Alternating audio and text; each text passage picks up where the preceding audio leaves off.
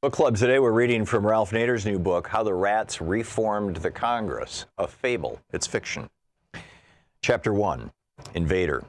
It was one of those uncomfortable morning strategy sessions with his senior staff. For House Speaker Reginald Blamer, the discomfort was in having to figure ways to continue blocking a long overdue raise in the federal minimum wage for many millions of low-income workers when he knew in his gut it was not the right thing to do.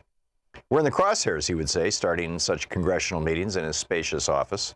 Not that his anxiety would cause him to renege on the implicit promise he had made to the big boys to stop the move in Congress to raise the minimum. But there was still background anxiety. After all, politicians are only human, and like many, Speaker Blamer came from a large family that had lived through tightened circumstances. His father was a tavern keeper and his mother a seamstress. Deep anxiety, however, did have one inherent comfort at such morning gatherings. It tended to work in mysterious ways to overcome his morning constipation, the constant bane of the Speaker's existence. Holding down 30 million workers, including among them many conservative voters who, when adjusted for inflation, were making less today than workers in 1968, bothered the very private, self-censored, psychosomatic recesses of the Speaker's conscience. And so, not surprisingly, Speaker Blamer felt the onset of a solid bowel movement. He excused himself and repaired to his large private bathroom. As he sat down in the broad porcelain toilet, he felt that the expected discharge would be ample and prompt. No straining today. After quick breaks of wind, the Speaker heard a sound inside the toilet, but it wasn't from his bowels. Lifting himself up a bit, he looked down and saw the head of a mostly submerged black rat closely eyeing his bottom. "Yow, yow, yow," bellowed the Speaker as he straightened up and slammed the cover down. Alarmed, the staff rushed to the bathroom door to respectfully call, "Speaker Blamer, are you all right? Do you need help?" They dared not open the door. The Speaker did not tolerate any exposure of his privacy, especially being seen in his corpulent native suit. Another more normal person might have replied, "Yeah, I'm okay, it's just that there's a rat in the toilet bowl." But Speaker Blamer was not a normal person. He has had to be super cunning to get to his present situation in life.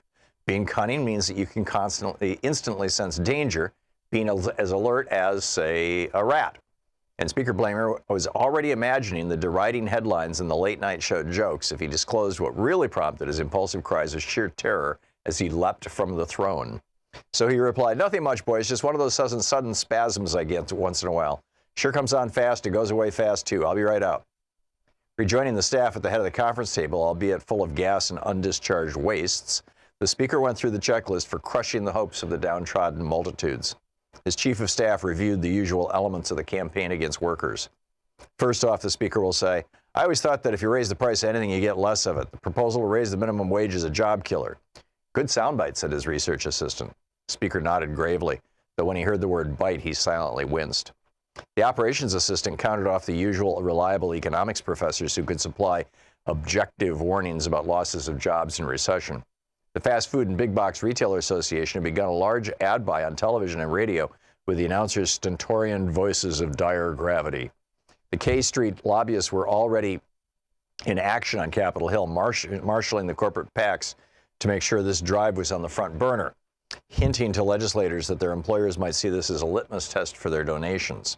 Op-eds, letters to the editors, and editorial condemnation of economically disruptive higher wages and layoffs was already in the pipeline.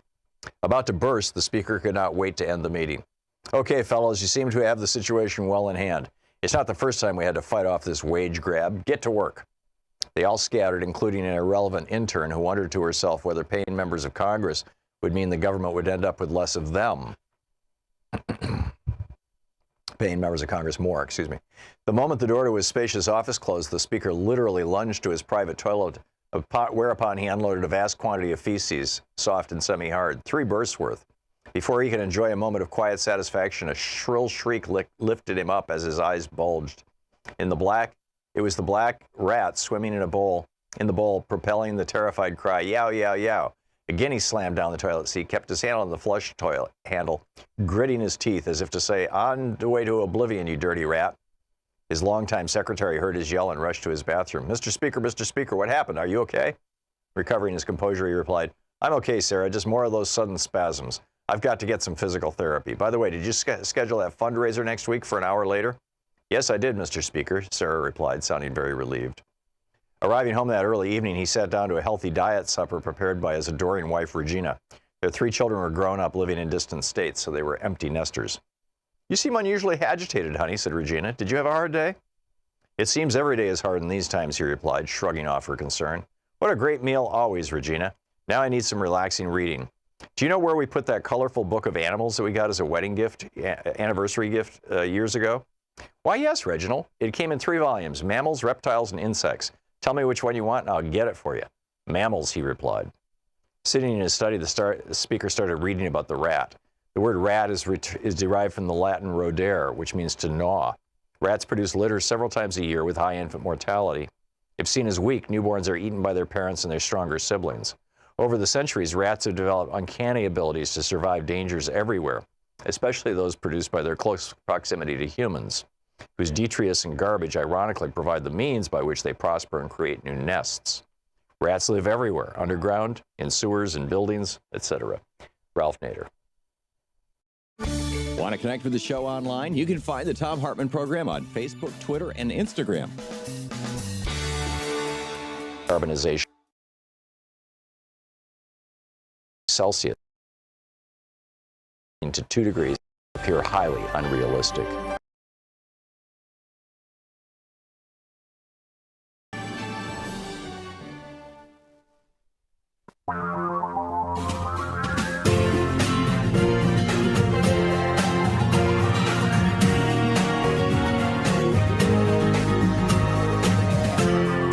This is the Thom Hartmann Program.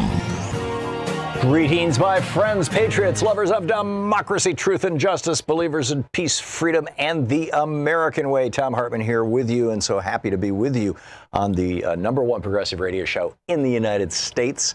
There is a lot on our agenda we're going to be talking about today. In our second hour, we're going to get into, in some depth, how the healthcare industry is messing with the Democratic Party, basically, bottom line, and some of the absolute crimes that they are committing. We're also, in a little bit here in the first hour, I want to get into a conversation about what's going on our southern border and how, in my opinion, the way that George W. Bush used 17 hijackers for demagoguery that led us into 2 stupid wars. Donald Trump is using 500 or maybe 200 immigrants on the southern border, trying to use them the exact same way. And in my opinion, this isn't the end. This is just the beginning. We'll see where that goes. But on the line with us right now is our old buddy Ralph Nader, who's got a new book out. This is a novel, a fable. It's a funny, it kind of reminds me of, well, actually, there have been a number of them, but this is titled How the Rats Reformed the Congress, a fable by Ralph Nader. Ralph, welcome back to the program. Thank you very much, Tom. It's designed to make people laugh themselves seriously enough to organize in every congressional district what I mischievously call Congressional Rat Watchers Group to turn Congress around. It's a lot easier than we think, and we turn Congress around. A lot of the problems on people's minds start being resolved, whether it's the facing up to climate disruption, which you just went through, climate devastation, converting to solar energy and renewable energy, or full Medicare for all, free choice of doctor and hospital, much more efficient, living wage, repairing America's schools, bridges, sewage, drinking water systems, by revamping the tax laws, cutting back on crony capitalism or corporate welfare, and debloating the massively wasteful military budget that's been criticized by more than a few retired admirals and generals. That's what this book's about. That's a hell of a list, Ralph. That's like, Bernie's 10-point suggestion for what the Democratic Party should do. What are the priorities that you see that progressives should be focusing on as the Democrats at least take control of the House, and as the Congressional Progressive Caucus now is, if not the largest, the second largest caucus in all of Congress? This seems like a good thing, good start. Yeah, it deals, Tom, with what I call a platform of long overdue changes and redirections, reforms that affect everybody in this country. And it just happened to have liberal and conservative support. Start with living wage. They've been suppressing the minimum wage for years. 30 million workers make less today than the workers made in 1968, adjusted for inflation. and workers are twice more productive because of automation. They're not getting the gains. That'll pump hundreds of billions of dollars into the economy and make a huge reduction in poverty in this country. The second thing that's supported by increasing numbers of liberals and conservatives is full Medicare for all, and that gives you your free choice of doctor and hospital, and none of these narrow, cruel networks that people are being shoved into, and no more of these computerized billing craziness and overcharges and so forth. We have Canada as an example, a country where people look like us. It works a lot better than the corrupt system here, where some 35,000 Americans every year die because they can't afford health insurance to get diagnosed and treated in time. You can imagine how many injuries and illnesses could be prevented.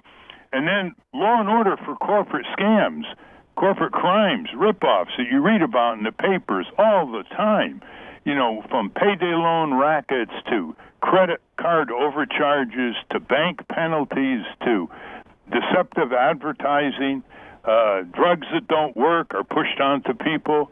That has huge left-right support. And then the big one is reforming Congress, which is what this book's about, how the rats reform the Congress, because that's the entry portal to changing the country. You say, why?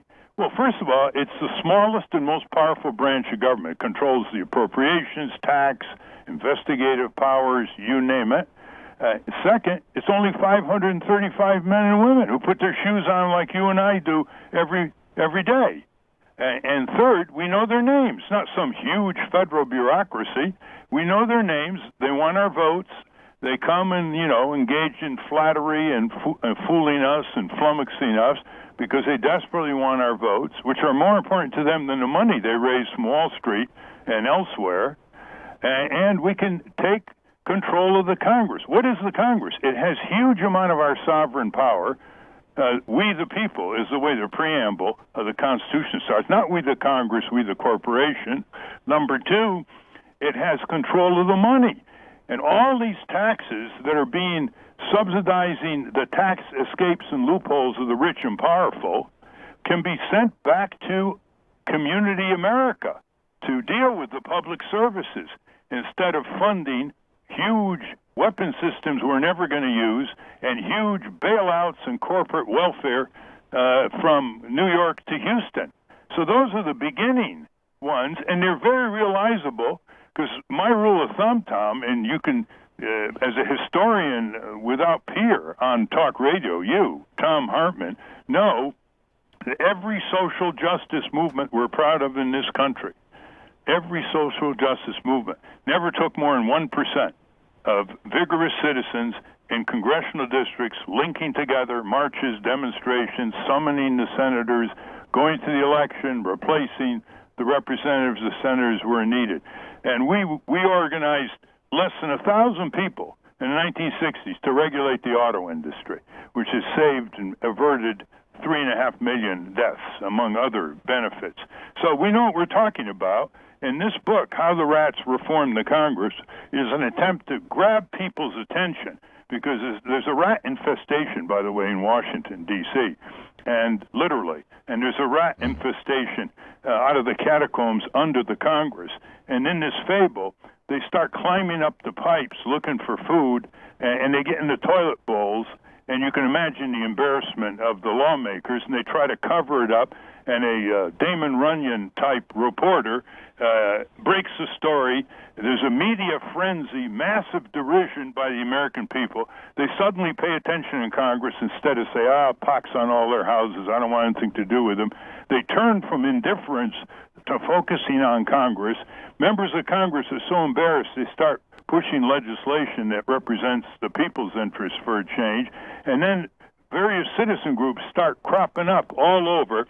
All the talent that suppressed civic talent in this country starts coming to the forefront, and they just basically develop a whole agenda to change the country for the better with huge public support, massive rallies surrounding Congress, never mind, walking down Pennsylvania Avenue, day after day. The media goes nuts covering it, and in a very few months, the changes are made. history shows if you wait too long for a change that most Americans want, President Truman recommended universal health insurance, we still don't have it. Decades later, the corporate lobbyists learn how to game it and delay it and dilute it. Right. And so all this happens in a very realistic way. Once the jolt of the rats wakes the country up, and people can connect with our website, ratsreformcongress.org, where we detail exactly how to form a Congress watchdog group in your district. You can start with 10, 20, 30. You get enough people, you summon the senators and representatives to your own town meetings, your own agenda. You turn the dynamic where they control you, you control them, because you can point to the Constitution, we the people, not we the Congress. So anybody who wants this book or wants a discount, 5 or 10 at half price, just you can get the details. Go to ratsreformcongress.org, and also you'll get the playbook on how to organize these things, how to put on press conferences, how to mobilize people. And it never takes more than 1%. 1%, that 2.5 million people. We're talking with Ralph. You can do it on a third of 1%. We're talking to Ralph Nader. He's got a new book out, How the Rats Reformed the Congress. The website is ratsreformcongress.org. Ralph, we're going to hit a hard break here in about a minute and a half, but you just said something that just kind of blew my mind. You said it's never taken more than 1%. I'd always sort of believed in Thorstein Veblen's notion that it really takes about 20% of people in a society to come to a new conclusion to create what he referred to as the influencer class. I mean, this is back in, I think, the 1890s or the 1920s or whenever. 1%. I mean, and then I was thinking about that. Like the Women's March after Trump, that was 1 million people, but we're 300 million people. That was a third of 1%. 1% is enough to actually change a nation. That's as long as they reflect majority opinion, and there's a lot of majority opinion on all kinds of things. Once you break through the divide and rule strategy of the ruling groups. I've known that for 2,000 years, haven't they? How to divide and rule. Right. And they divide and rule Americans on certain issues they disagree, like reproductive rights or, gay marriage, immigration, etc. But as I did put in my book, Unstoppable, the Emerging Left-Right Alliance to Dismantle the Corporate State, there are dozens of areas in this country. Solar energy, massive support. Repairing America, infrastructure, massive support. Cracking down on corporate crooks in Wall Street, massive support. Breaking up the big New York banks that are too big to fail, and then you have to bail them out, you the small taxpayer. Massive support. Yeah. So, well, in that case, then Thorstein Veblen, that's about how to influence the majority. And now we've got more than 50% of people who want Medicare for all, more than 50% of the people who want comprehensive immigration reform. We could go through the list. And then you only need 1% of activists. That's your point. That's right. And it basically says to Washington, D.C., don't divide us anymore, liberal, conservative, red state, blue state. We all bleed because of your corruption. We all bleed because you've sold our country to the highest corporate bidders. We all get ripped off by the insurance companies and the banks and the health insurance industry the same way. You're not going to divide us anymore. Yeah. That's why ratsreformcongress.org, that website, is not only how you can get this book, and it's not that long. It's about 170 pages. Right. You'll laugh yourself seriously, and then when you get through half the book, you'll say, hey, Ralph, we're out of time. Ratsreformcongress.org. Hang on just a second here. This is the Thom Hartmann Program. And Ralph Nader. Ralph, thanks so much for being with us today. Thank you very much, Tom, and your great work on talk radio. Thank you. It's always great talking with you, Ralph.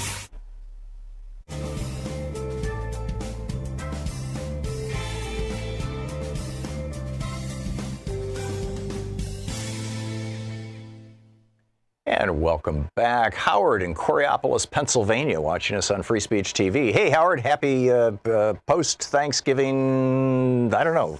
I guess it's Cyber Monday. It's the beginning of the holiday season. It's legal to play Christmas carols now. Sean is cringing. Hey, Howard, how are you? Hope you had a great Thanksgiving. I think it's good to get back to normal. Yeah.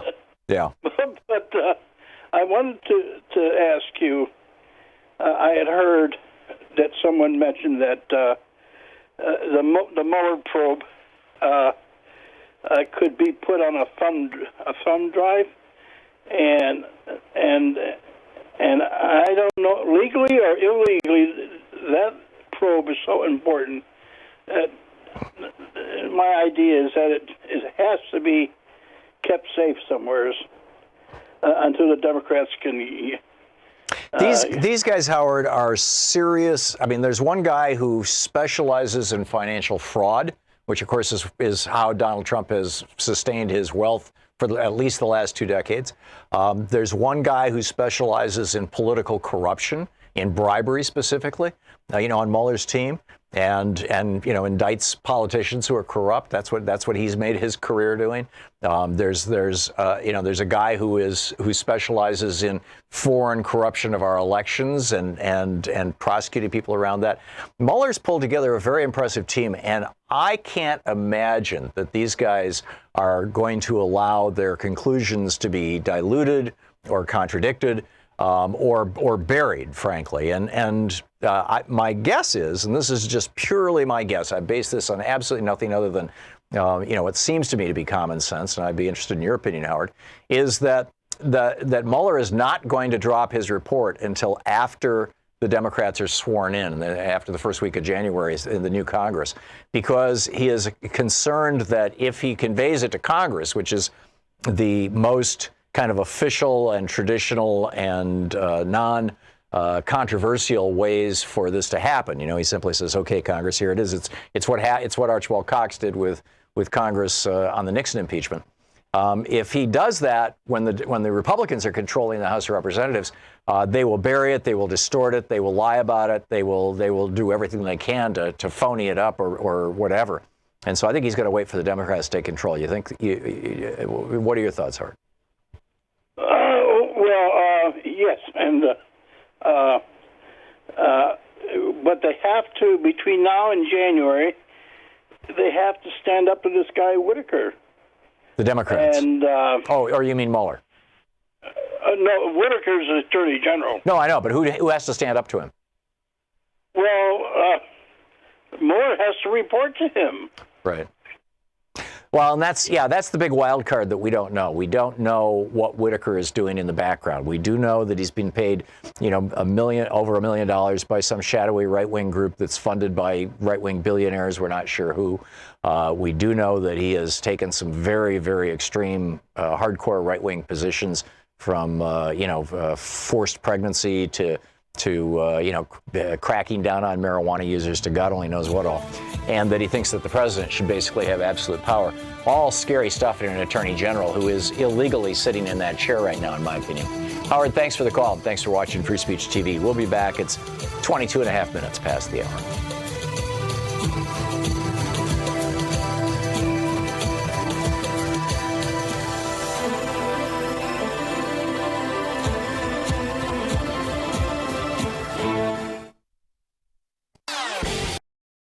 Here at the Thom Hartmann Program, we're creating basically 3 programs identically at the same time.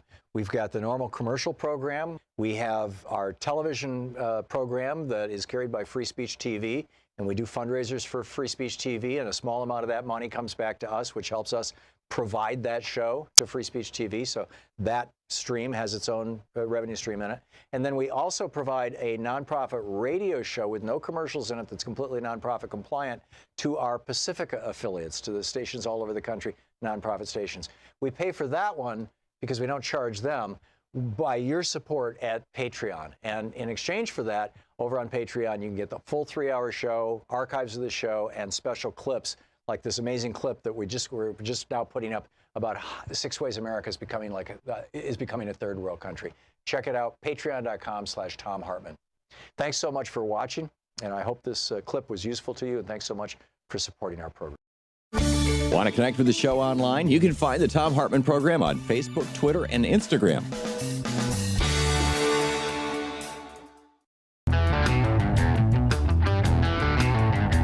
Welcome back. Thom Hartmann here with you. I mentioned before Ralph Nader came on, and Ralph is just he just blows my mind every time he comes on this program. The guy has such a command of facts and such a knowledge base.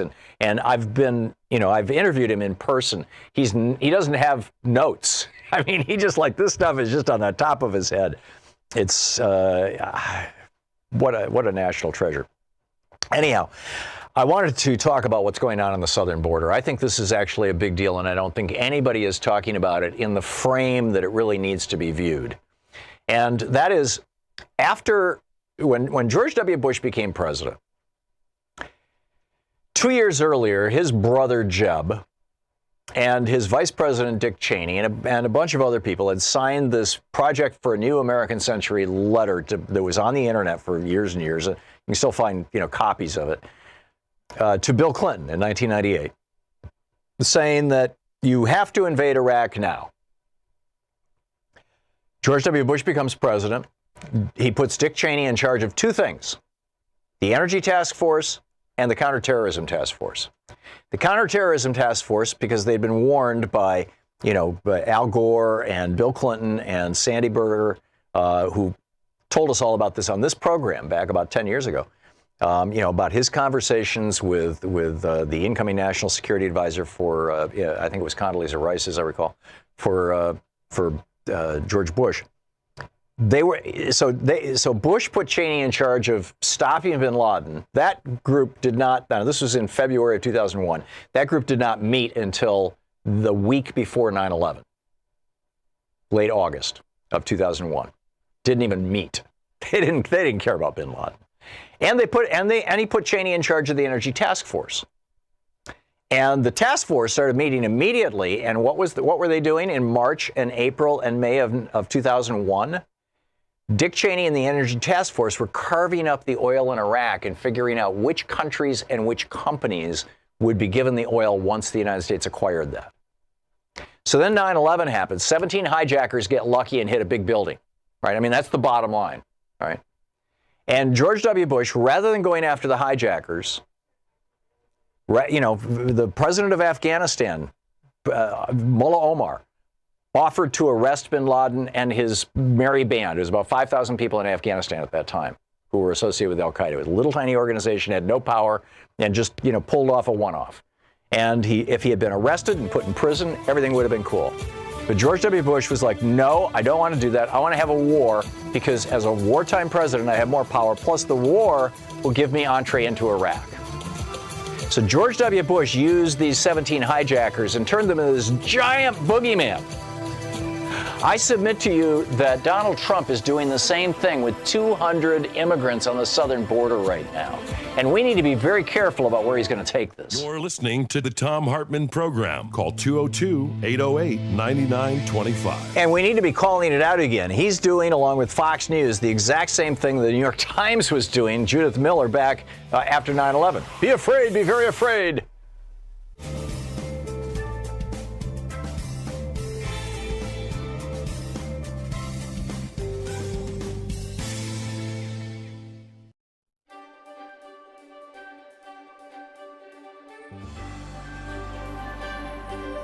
Welcome to the Thom Hartmann University Book Club. Today we're reading from Settlers, The Mythology of the White Proletariat, The True Story of the White Nation by J.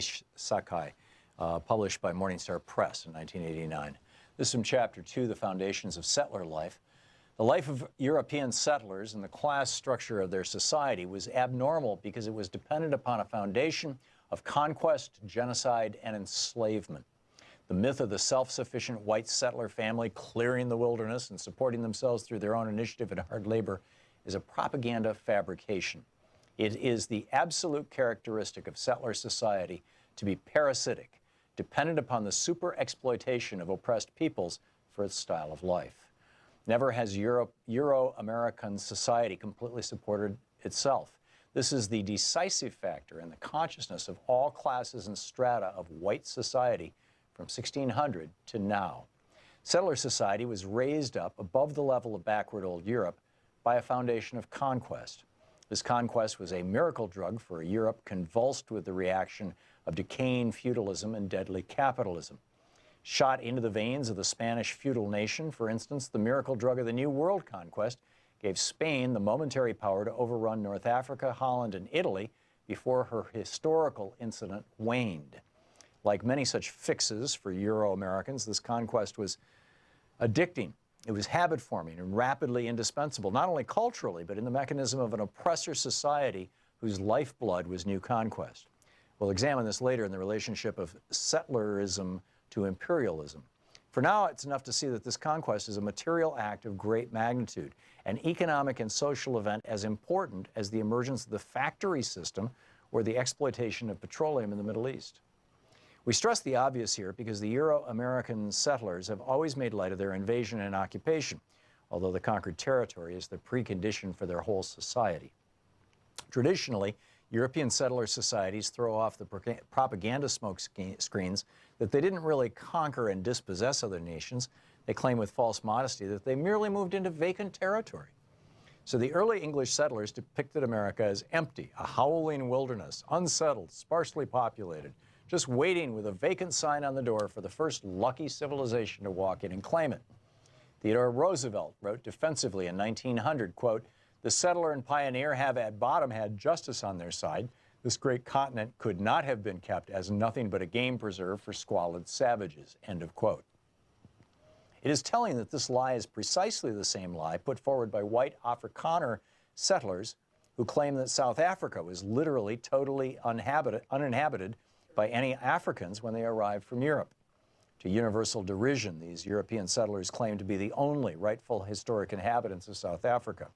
Or we can hear similar defenses put forward by the European settlers of Israel, who claim that much of the Palestinian land and buildings they occupy are rightfully theirs, since the Arabs had allegedly decided to voluntarily abandon it all during the 1948-49 war.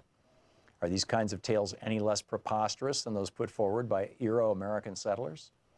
America was spacious and sparsely populated only because the European invaders destroyed whole civilizations and killed off millions of Native Americans to get the land and profits they wanted. We all know that when the English arrived at Virginia, for example, they encountered an urban, village-dwelling society far more skilled than they were in the arts of medicine, agriculture, fishing, and government. This civilization was reflected in a chain of 300 Indian nations and peoples stretching from the Arctic Circle to the tip of South America, many of whom had highly developed societies.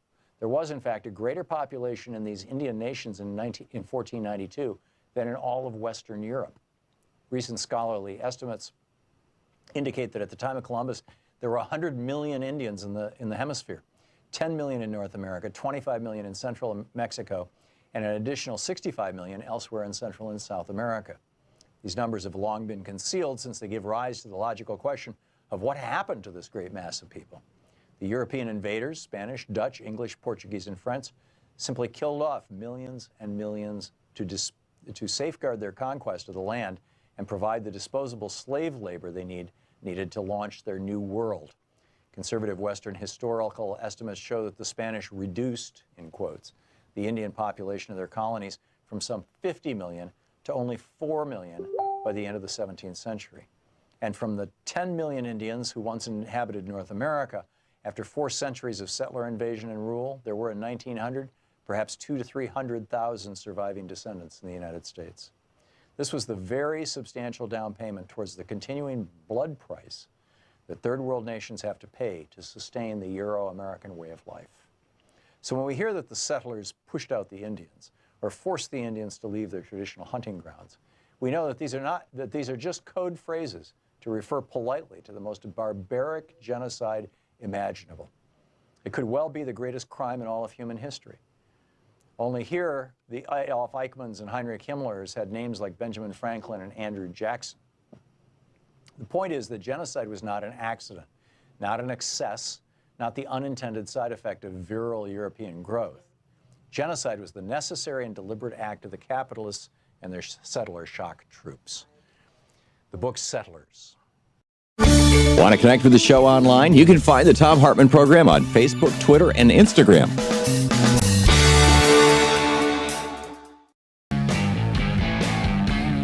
Welcome back. Thom Hartmann here with you. So, I want to talk about this border wall thing, and the comment that Hillary Clinton made in Europe last week that has been so roundly criticized, she was speaking an inconvenient truth. I get it that, apparently there are some Democrats, and I didn't frankly believe this before I saw the response to Hillary Clinton, but apparently there are some Democrats who think that we should have basically unlimited immigration, that anybody who wants to come into the United States should be allowed to under any circumstances.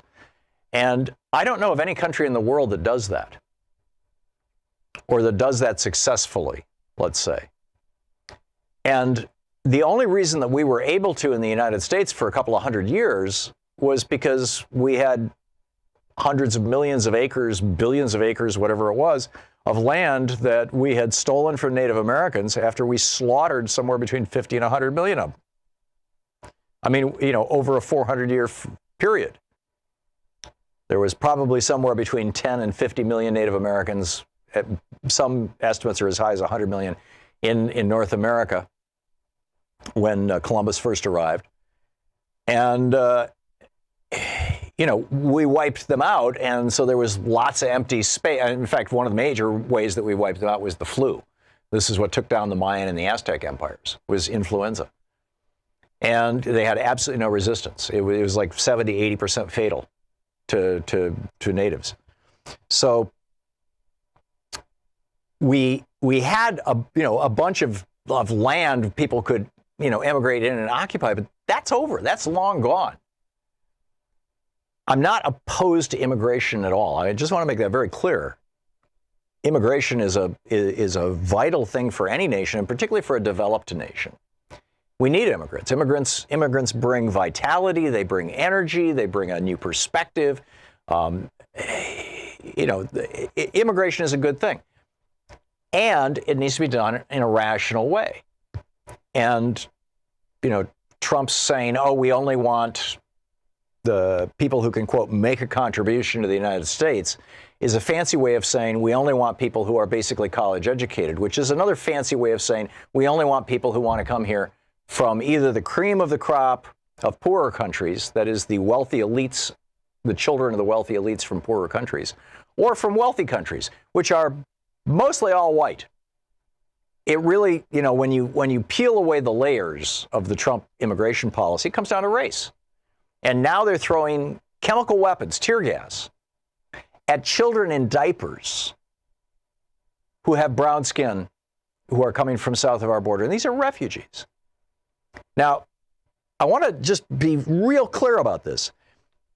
When 9/11 happened, George W. Bush used that to basically, he said, I'm going to get everything I want. Right? That's what he told Mickey Herskowitz back in the day. Cindy Sheehan has repeated that many times. I don't think I have it on my 360, but I might. Where she, here it is, right here. This is Cindy Sheehan quoting, well, she'll explain it. As a matter of fact, in interviews in 1999 with respected journalists and longtime Bush family friend Mickey Herskowitz, then Governor George Bush stated, "One of the keys to being seen as a great leader is to be seen as commander-in-chief. My father had all this political capital built up when he drove the Iraqis out of Kuwait, and he wasted it. If I have a chance to invade, if I had that much capital, I'm not going to waste it. I'm going to get everything passed that I want to get passed, and I'm going to have a successful presidency," end quote. There you go.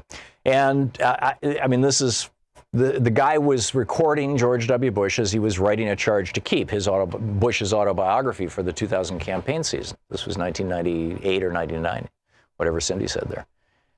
And he did. He used the hijackers and turned them into larger-than-life boogeymen. And the guy behind them, Osama bin Laden, turned him into Lex Luthor so that George W. Bush could be Superman. Think about this for a minute. You have to have a supervillain in order to have a superhero. I mean, there literally has to be a villain who, in fact, in the rule of fiction is that the goodness of your protagonist, your hero, is defined virtually exclusively by the evil of your antagonist, your villain. If Lex Luthor didn't exist, Superman comics would be incredibly boring. Oh, he goes to a 7-Eleven, stops a robbery. Oh, he stops a bank robbery. Oh, he prevents a car accident. He catches a woman jumping off a building. Whatever it may be. I mean, it would be boring. Right? He's using his superpowers for good. Yeah, okay. Next. But when you get a super evil villain who is as powerful and smart, and in some ways more powerful than your hero, so that your hero has a real challenge, then your hero becomes a true hero. And George W. Bush understood this.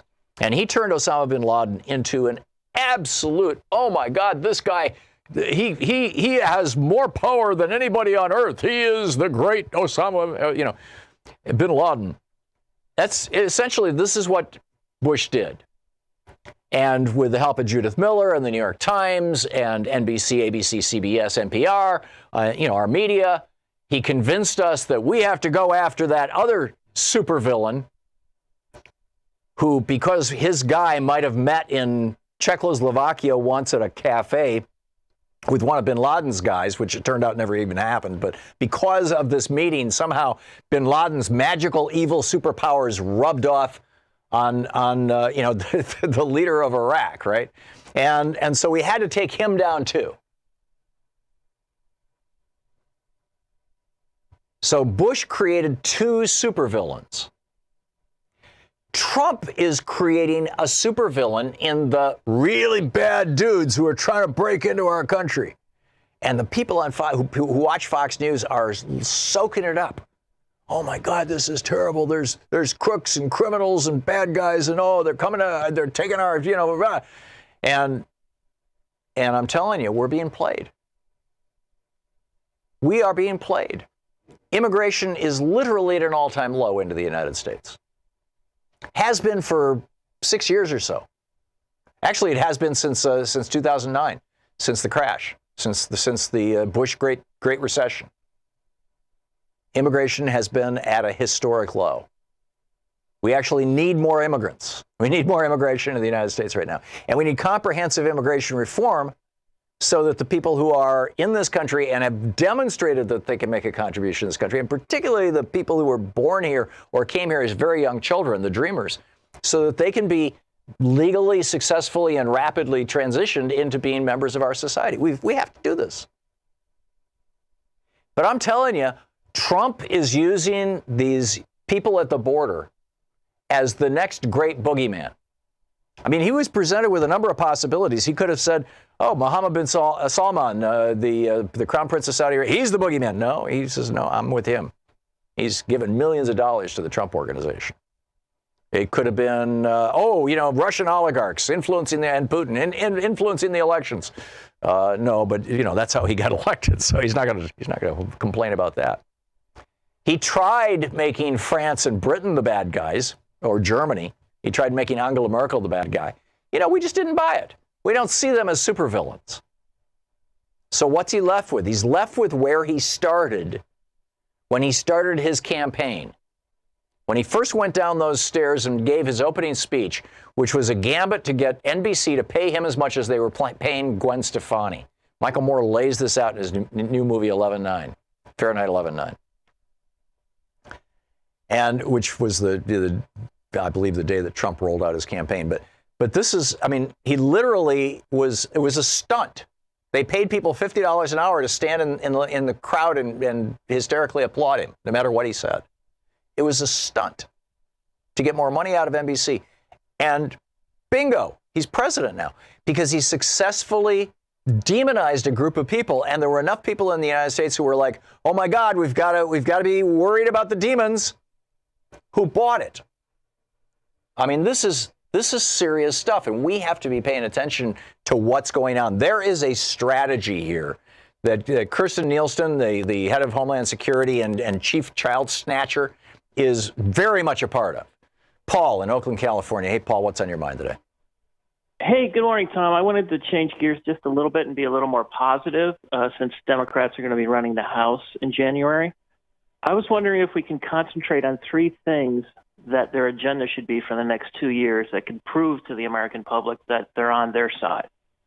And one for me would be a $15 minimum wage. Number two would be a universal health care system that includes mental health, dental, and vision. And the third one is a little harder to spell out, but we need to somehow codify a woman's right to determine what goes on in her own body.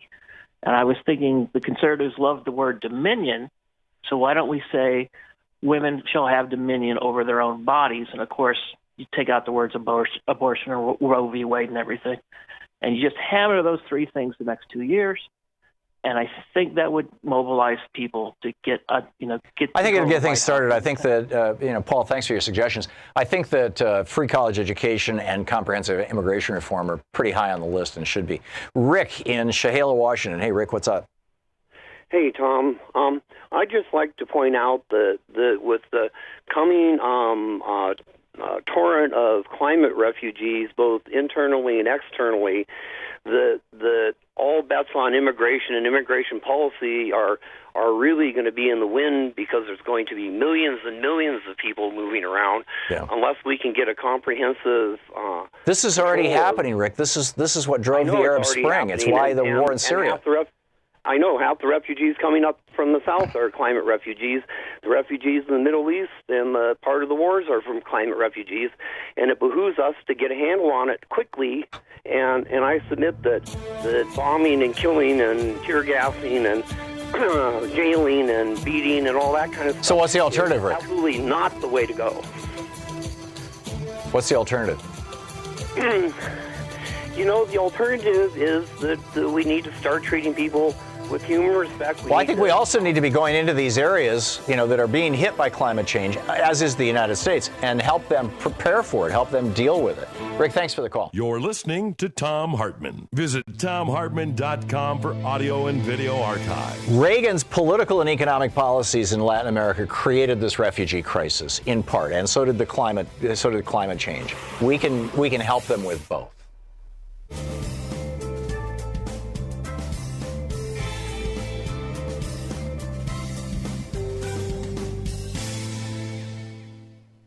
And welcome back, Frank in Caldwell, Idaho. Hey, Frank, what's on your mind? Thanks for watching Free Speech TV.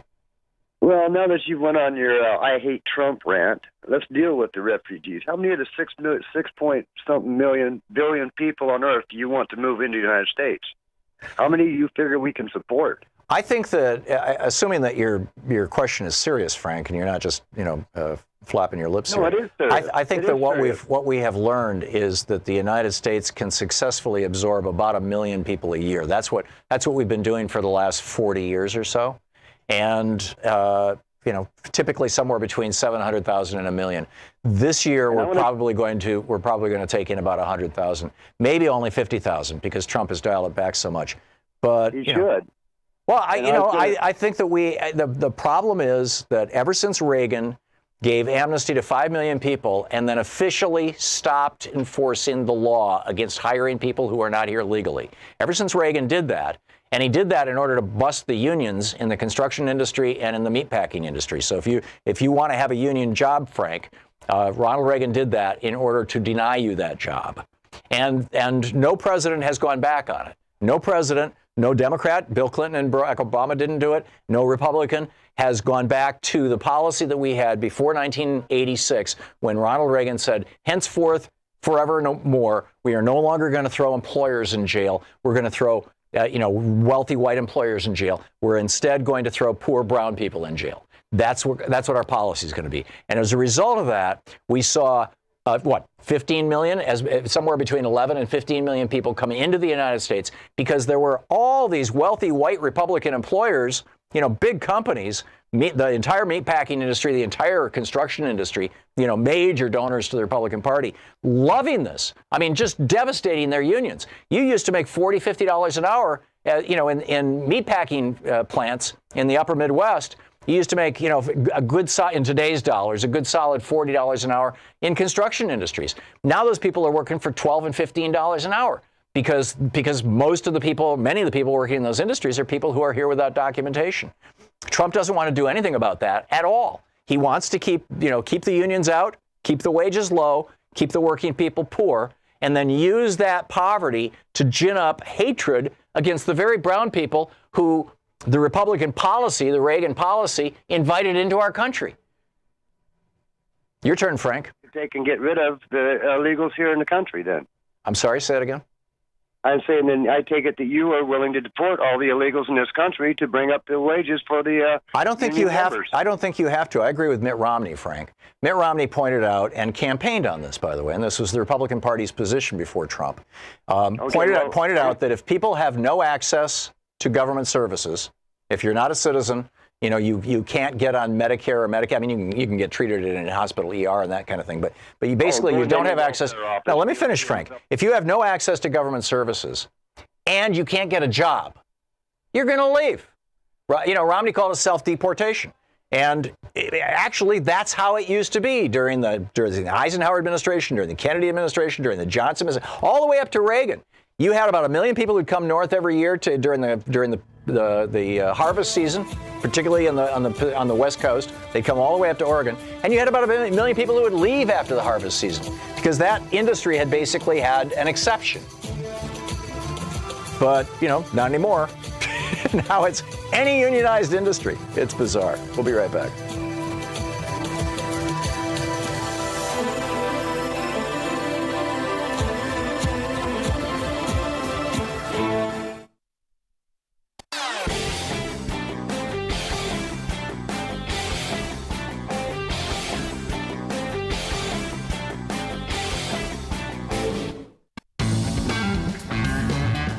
Welcome back. Thom Hartmann here with you. So are you concerned that Donald Trump is using these refugees who are fleeing twin Central American crises? Number one, a political crisis that was initiated by Ronald Reagan back in the 1980s to stop socialism in Latin America, put right-wing dictators into place in El Salvador, Honduras, and Guatemala. And number two, climate change. You've got people who's, and number three, I suppose you could say U.S. trade policy. But you've got people who just, you know, they can't sustain their farms any longer. Or their crops are changing, things like that. So is Donald Trump using these people as the next bin Laden? I believe he is. Lewis in Chicago, it says you disagree with me. Hey, thanks for listening to WCPT. What's on your mind? Yeah, one thing John Kerry just said last week that illegals and massive amounts of immigrants coming into Europe has literally crushed them. They're having a hard time keeping their head above water. Yeah, you're absolutely right. This is what Hillary Clinton said also, and she's been pummeled for it in a few of the liberal corners, which kind of has me scratching my head. I mean, this was it's just common sense that there is a particular rate at which a country can absorb people who are not citizens, not members of its culture, not even familiar with its language or customs. There is a certain rate at which a country can absorb such people. And it's a fairly low rate. And you know, it's probably something on the order of a quarter to a quarter of 1% per year of the total population to 1% a year. You know, 1% a year in the United States would be, 300,000 people, you know, that are completely alien to our culture. Now, that's not true of most Mexicans, but that's what's happening in Europe. Yeah, you're absolutely right, Lewis. Well, I agree with that, too. The thing is last year we let in 900,000 immigrants, Which is under Trump, 900,000. This is a checkable number. Yeah, this is that's the normal rate. We've been absorbing about 1 million immigrants a year since the 50s. Right. And we can handle it. Hello? And we can handle that. The problem that we have is that, you know, Reagan, in an effort to break the unions in the construction and meatpacking industries, stopped enforcing laws against employers hiring people who are not here with documentation, who are not citizens. I don't know about that. You'd have to look it up, Lewis. That's been so long ago that it's such a far reach. No, I'm sorry. I wouldn't even know what to look under. Reagan's been dead for so long, for heaven's sakes, Tom. What did Obama do about this crisis? Nothing at all. Obama actually gave a very good speech in which he said we need to start prosecuting employers. But to the best of my knowledge, he didn't do it. But this doesn't do much. I'm agreeing with you. I'm saying Reagan started this in 86 when he stopped prosecuting employers. And it predictably, as Reagan wanted, as his advisors wanted, led to the destruction of much of the American union movement as employers and industries that had been locked down, labor, unionized industries, started hiring people who were not here legally as citizens, and thus wildly drove down wages. I get that. And of course, Reagan did it intentionally. George Herbert Walker Bush continued that practice. Bill Clinton could have stopped it. He didn't. George W. Bush kept it going. Obama could have stopped it. He didn't. And here we are. Trump is yelling and screaming, but he's not doing anything about it. Trump could start. If Trump wanted the 11 to 15 million people who are in this country without documentation to leave, all he would have to do is start throwing their employers in jail. It's real simple. Mitt Romney was right about this, Lewis, and it's not inhumane. I mean, countries have to have immigration laws, and they have to enforce those immigration laws. Trump offered 1.4 billion people amnesty and a path to citizenship, and the Democrats out and out refused to go along with it. And I haven't heard anything about the Democrats about amnesty or path to citizenship for the Dreamers. Lewis, it passed the United States Senate last year with more than 70 votes. Comprehensive immigration reform, which included citizenship and a path to citizenship and the ability to work for Dreamers, and comprehensive immigration reform that would stabilize our immigration at about 1 million people a year, and that would start putting employers in jail who are hiring people who are not citizens. That passed the Senate last year with over 70 votes from Democrats and Republicans. Paul Ryan, and it would have passed the House of Representatives and it'd be law right now, but Paul Ryan has refused to allow a vote in the House of Representatives on that legislation. And he has refused to allow a vote because Paul Ryan is anti-union. And this legislation would basically drive wages up, because it would cause a lot of people who are in this country illegally to have to leave. I mean, look it up, Lewis. I'm not making this stuff up. I mean, this is. Tell me what bill that is. HR what? I don't know the designation, but it should be fairly easy to Google. Immigration reform passes U.S. Senate 2018. I mean, or 2017, it might have been last year, but it was, in the last 2 years, during the Trump presidency, the Senate passed comprehensive immigration reform. Paul Ryan refused to take it up. And I will look that up. Yeah, and Donald Trump is still refusing to. And people, it's like, why this never gets framed in this context. It has me scratching my head, because this is this is just a cynical policy that the Republicans have been using for years to turn people against each other. Anyway, we'll continue this conversation and in the next hour, and I want to get into what's going on with healthcare. This is nuts. What's going on with healthcare in the United States, Medicare for all, where we're going with this, what's going to happen. We'll be right back with more of our conversation after this. It's 57 and a half minutes past the hour.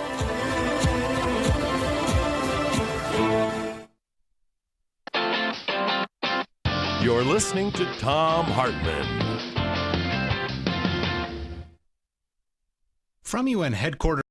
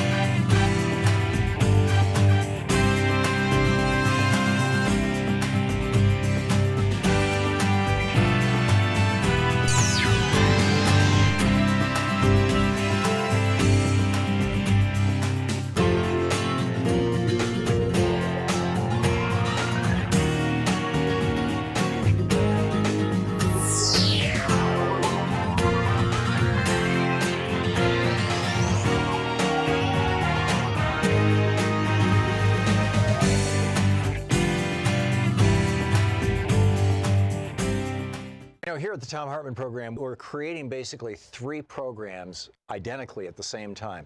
We've got the normal commercial program. We have our television program that is carried by Free Speech TV, and we do fundraisers for Free Speech TV, and a small amount of that money comes back to us, which helps us provide that show to Free Speech TV, so that stream has its own revenue stream in it. And then we also provide a nonprofit radio show with no commercials in it that's completely nonprofit compliant to our Pacifica affiliates, to the stations all over the country, nonprofit stations. We pay for that one because we don't charge them by your support at Patreon. And in exchange for that, over on Patreon, you can get the full 3-hour show, archives of the show, and special clips like this amazing clip that we're just now putting up about 6 ways America is becoming a third world country. Check it out, patreon.com/Thom Hartmann. Thanks so much for watching, and I hope this clip was useful to you, and thanks so much for supporting our program.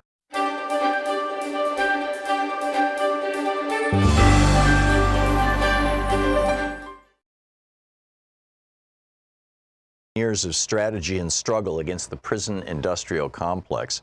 It's a collection of essays. This one is by David Gilbert on page 31, titled "The System Within the System, the Prison Industrial Complex and Imperialism."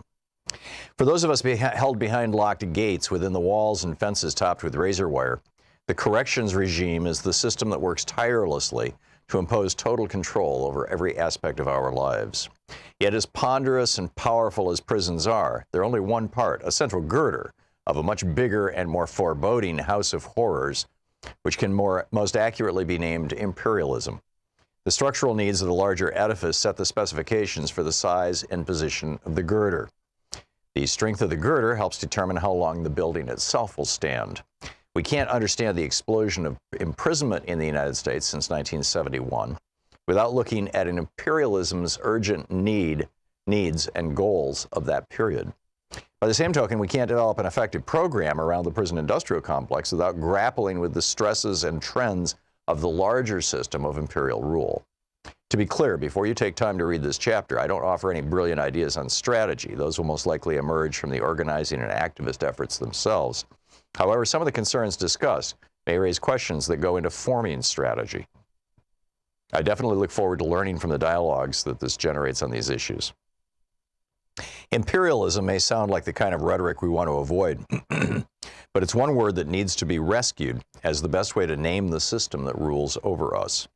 The basis of imperialism is the relentless quest for profits around the globe. Its most striking characteristic is the colossal and grotesque polarization of wealth. That polarization happens between nations, between the rich countries of the North and the impoverished ones of the global South, the impoverished countries of Africa, Latin America, and parts of Asia, and at the same time within each country based on class, race, and gender. The poles of dazzling wealth and abject poverty are intimately linked, as the former results from the ruthless plunder of the latter. This system is built on and intensifies all the major forms of oppression: patriarchy, capitalism, and white supremacy, all of which are structurally central. At the same time, imperialism highlights the global character of the system in a way that explains why the most intense oppression and resistance have been in the South, and that also provides the context for why the liberation struggles of the various people of color have been in the forefront within the U.S. There's no way to capture what the system costs in human life and potential, the pain and loss for all of us. Close to 1 billion human beings suffer chronic hunger, while another 2 billion face nutritional deficiencies. 1 billion lack access to clean drinking water. Just looking at children under the age of 5, imperialism is a holocaust in progress. Over 9 million die every year from easily preventable causes associated with poverty. The price for future generations may be even more severe as the rapaciousness of this global frenzy for profits threatens the very ecological basis for sustaining human life on any scale on our planet. Since most people won't accept living in squalor amid plenty, imperialism entails both the most sophisticated and the most brutal forms of social control. Its most salient feature is war, war after war after war, mainly against the peoples of the South. The domestic front line of such repression is a truly violent and harmful prison industrial complex. Today, 2,300,000 people are held behind bars, about 7 times the number in 1971. That explosion was unprecedented, coming after a 70-year period when the rates of imprisonment had remained more or less constant. This dramatic change did not result from some sudden skyrocketing of criminal activity, but rather from a radical expansion of what was designated as a crime, and a draconian increase in the punishments for those crimes. Such extreme measures were driven by considerations way beyond criminal justice, and often at cross purposes to the proclaimed goal of public safety. These destructive changes were born from crisis, one much more severe and protracted than the periodic ups and downs of the business cycles that occur over a roughly 10-year period, but rather a situation that threatened the very survival of the system. Such structural crises occur because capitalism is by its nature unstable. The economy is vast and complicated, but the major decisions are made by a tiny corporate and financial elite, with each thinking only of his own profits. When a structural crisis develops, the long-term institutional arrangements that assured a reliable flow of profits and the rule of capital no longer function. One dramatic example was the Great Depression of the 1930s, followed by World War II. At the end of that period, a new set of international institutions, such as the International Monetary Fund and the World Bank, were created. At the same time, a new deal was hammered out for the terms of the bargain between capital and labor within the U.S. Those arrangements worked well for capital until they broke down a generation later. That new structural crisis, which emerged between 1968 and 73, is the seedbed for the burgeoning of the prison-industrial complex and many related changes in U.S. history. The first and most obvious signs were political, as the resistance to imperialism crested in 1968. Abolition now. Want to connect with the show online? You can find the Thom Hartmann Program on Facebook, Twitter, and Instagram. We're promised is different. Bernie Sanders, where we go from here.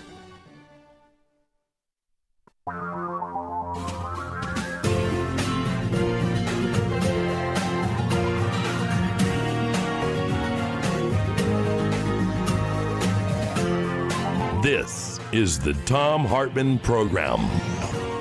Welcome back. Thom Hartmann here with you. We've been talking in the last hour. We had a fascinating conversation with Ralph Nader.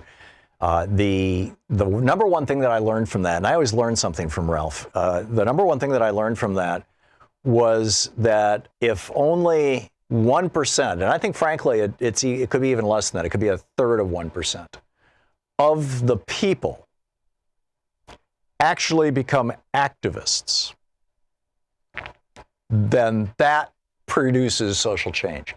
He pointed out the gay rights movement, the civil rights movement, the women's rights movement, democracy movement. I mean, you name it. The American Revolution. It was 1% or fewer of the people who literally got out in the streets, who became activists, who made things happen.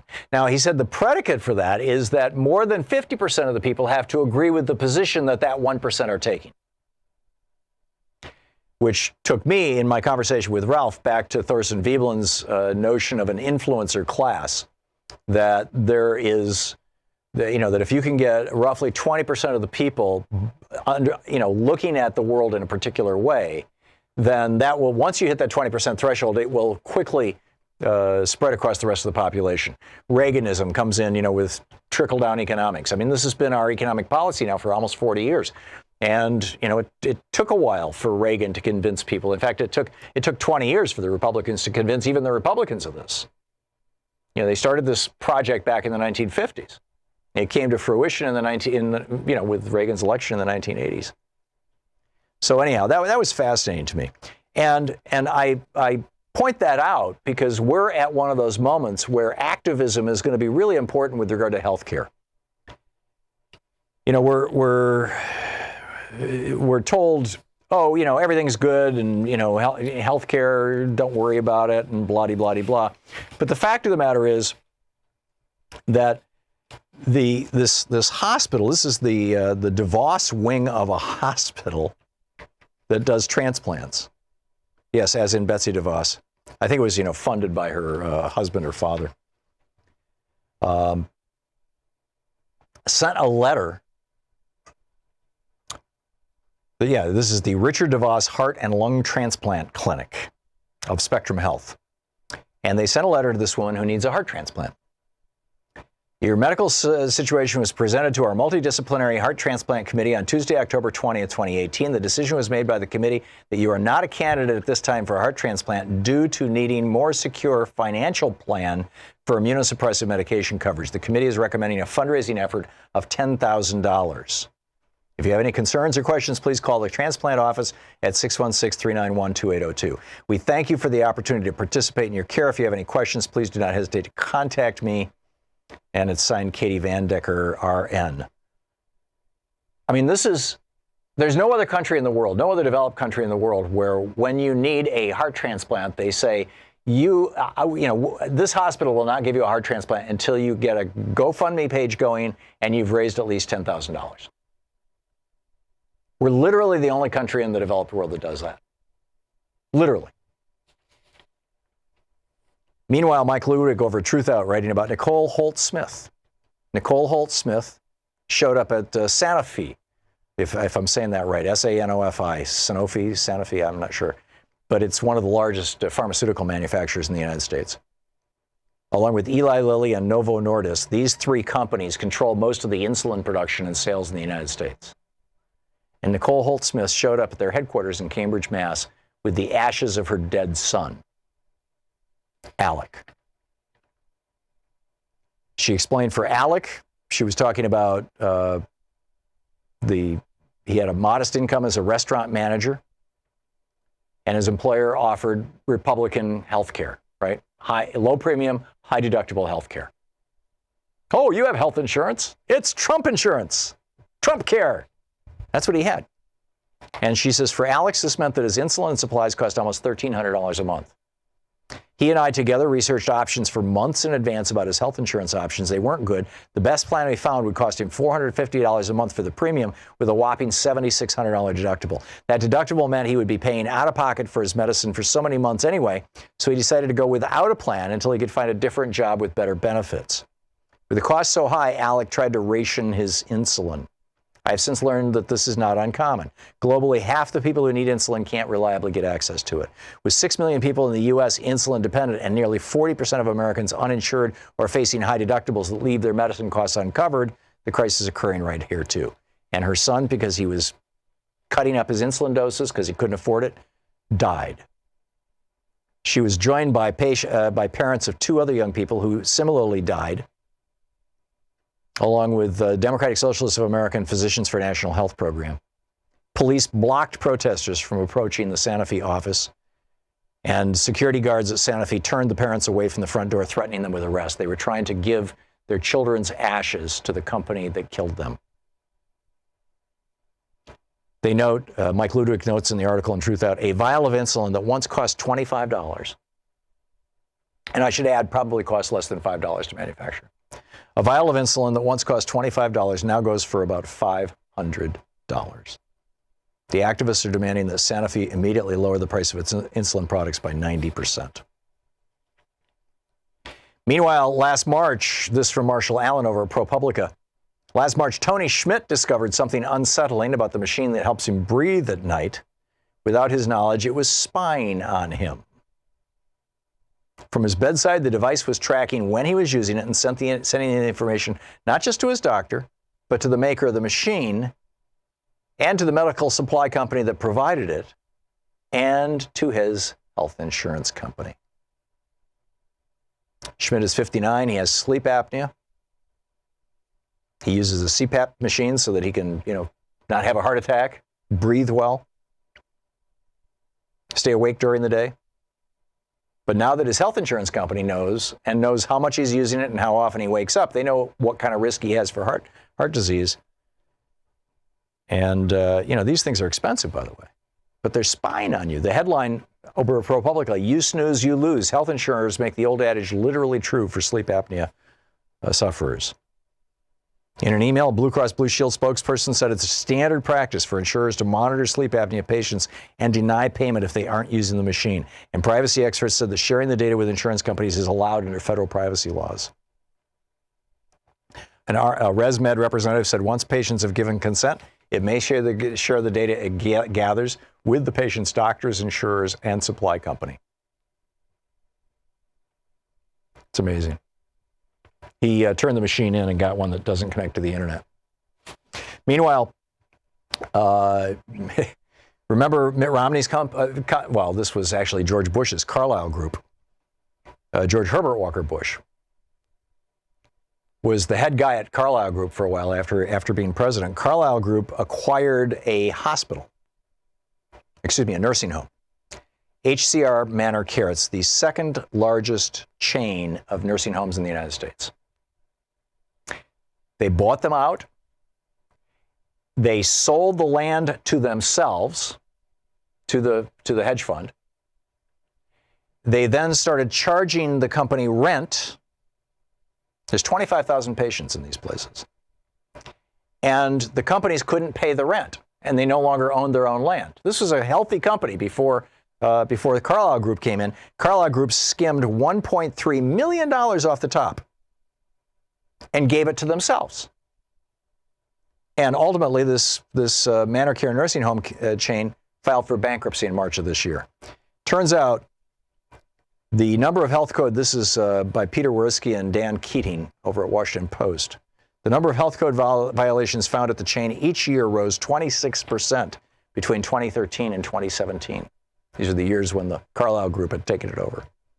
The rise in health code violations at the chain began after Carlyle investors completed a 2011 financial deal that extracted $1.3 billion from the company for the investors, but saddled the chain with what proved to be untenable financial obligations. Shortly after the maneuver, the company announced hundreds of layoffs. Over the next several years, cost-cutting programs followed. Sean and I saw the exact same thing when I was doing my show at KPOJ, and she was working there, helping us with the local show, as well as being the executive producer of this program. When we started there were, 13, 15 people in the newsroom, something like that, 30 or 35 employees overall for what was then Clear Channel. Bain Capital comes in, Mitt Romney's company, buys it, starts massive layoffs. And when we left, I think there was one or two people in the newsroom, and they were down to just a skeleton crew, because Mitt Romney and his billionaire buddies had to extract, and of course Clear Channel ended up bankrupt. In fact, they've been bankrupt twice. And it's like every company that one of these private equity companies touches gets destroyed.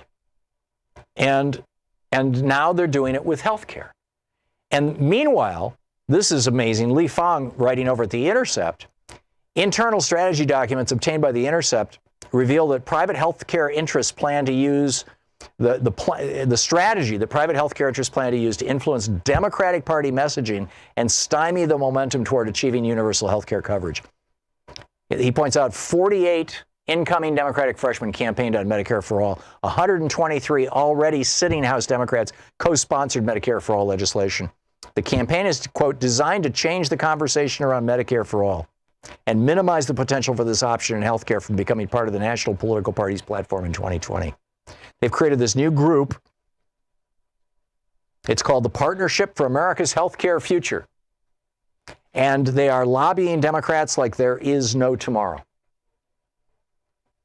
Lee Fong notes, private healthcare lobbyists are confident that they can prevent any federal expansion of Medicare in Congress, given Republican control of the Senate and the White House. They just, Republicans do not believe that the government should do anything that can be done by private industry to make a dollar. And they don't believe that human life is sacred. If they did, they would want everybody to have health care. But no, they don't. Humans? Are you kidding? So what do we do about this? How do we stop the healthcare industry from destroying us? We'll be back. This is the Thom Hartmann Program. And this organization is not just lobbying Democratic politicians. They're lobbying the media as well. They've got a major media campaign going.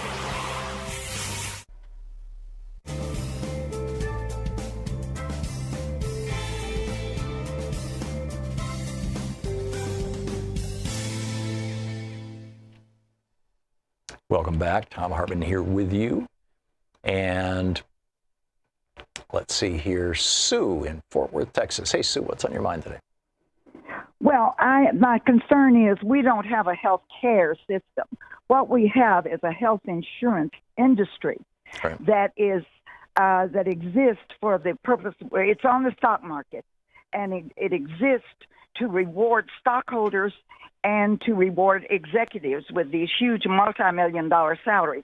Our doctors, I doubt that there's a handful of doctors in the United States that make even $1 million a year. They make like between $150,000 to $300,000 or $400,000 a year. Right. These health insurance executives, all down the line, make multi-millions. And I don't find many people that know that. Yeah, it's pretty shocking. You know, Stephen Hemsley, the CEO of United Healthcare, which makes a lot of money with Medicare Advantage programs that are, in my opinion, a scam, has taken over $1 billion from that company in compensation. The CEO before him, they called him Dollar Bill McGuire. He took $1.7 billion. The federal government convicted him of fraud, and he had to give back about $300 million. So he walked away with $1.4 billion. I'm not sure if they convicted him or if they just made him give the money back, but whatever. I mean, it's mind-boggling, Sue. And it looks to me like there's a small number of players here. You've got the doctors, of course, and they regulate access to doctors through the number of people that they'll allow to graduate from medical school. But they're not the principal villains. You've got the hospital, the for-profit hospital industry. You've got the for-profit drug industry. You have the for-profit insurance industry, health insurance industry, and you have the for-profit medical equipment manufacturing industry. Those four industries, in collusion with the doctors in many cases, have been working to raise and maintain our healthcare costs to the point that we now spend more than twice on healthcare on a per capita or as percentage of GDP, either way, basis than any other developed country in the world. And we have still, some 30 million, maybe 40 million people who are uninsured, and at least half of us are underinsured. And it's like people just shrug their shoulders. This is a frigging crisis. And legitimate claims are denied. Yeah, absolutely. I mean, this woman who needs a heart transplant. Oh, we'll give you yes, you absolutely need a heart transplant, but we're not going to give it to you until you do a GoFundMe page and raise $10,000 for the immunosuppressive drugs, which probably will sell for $10,000 and probably cost $200 to make, and were probably developed as the vast majority of drugs are, with grants from the National Institutes of Health, right, in American universities. They lessen medical loss. Yeah. They lessen medical loss so they can increase the stockholders' dividend or whatever. And in the process, Americans are dying. Yes. And in the absolute process, Americans are dying. We have infant mortality rates that rival the third world. We've got maternal mortality rates, mothers dying in childbirth in parts of this country that rival the third world. We've got, people who are literally going to sleep hungry. We've got people going to sleep knowing that they've got, there's a lump in their breast or a lump in their testicle or there's something going on, but they're afraid to go to the doctor. They can't afford it. They don't, they're afraid of what might happen. And by the time they go, or their bowel habits have changed and they don't, they suspect maybe they have colon cancer, but they don't know. And by the time they go in and finally go in, when it gets just to the point where it's so painful they can't ignore it anymore, it's metastasized and they're going to be dead in 6 months. I mean, thank you, Sue, for the call. This is the state of healthcare in the United States right now. This is terrible. We'll be right back. It's 22 minutes past the hour.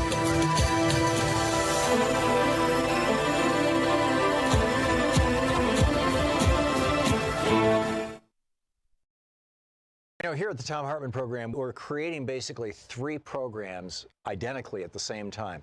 We've got the normal commercial program. We have our television program that is carried by Free Speech TV, and we do fundraisers for Free Speech TV, and a small amount of that money comes back to us, which helps us provide that show to Free Speech TV. So that stream has its own revenue stream in it. And then we also provide a nonprofit radio show with no commercials in it that's completely nonprofit compliant to our Pacifica affiliates, to the stations all over the country, nonprofit stations. We pay for that one because we don't charge them by your support at Patreon. And in exchange for that, over on Patreon, you can get the full 3-hour show, archives of the show, and special clips like this amazing clip that we're just now putting up about 6 ways America is becoming a third world country. Check it out, patreon.com/Thom Hartmann. Thanks so much for watching, and I hope this clip was useful to you, and thanks so much for supporting our program. Want to connect with the show online? You can find the Thom Hartmann Program on Facebook, Twitter, and Instagram.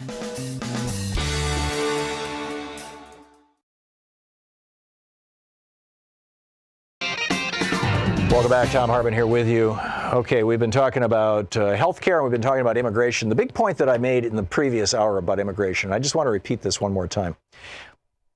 George W. Bush knew the power of story. For that matter, so did Ronald Reagan. The Republicans have always understood the power of story. I don't think Democrats have gotten this since LBJ or maybe John Kennedy. But the Republicans absolutely get it.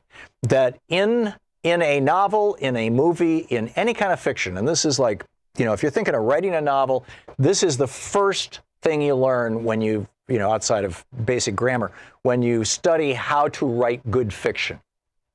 And that is that the goodness of the hero is not defined by the good things that the hero does, right? You could have a hero who loves dogs and children and pays his taxes and gives food to homeless people and, you know, just does all kinds of wonderful things. It's not going to make the reader think that this guy is a super person. So how do you make a hero a true hero? You have to have an anti-hero, a villain. And the goodness of the hero is defined by the evil of the villain. Period.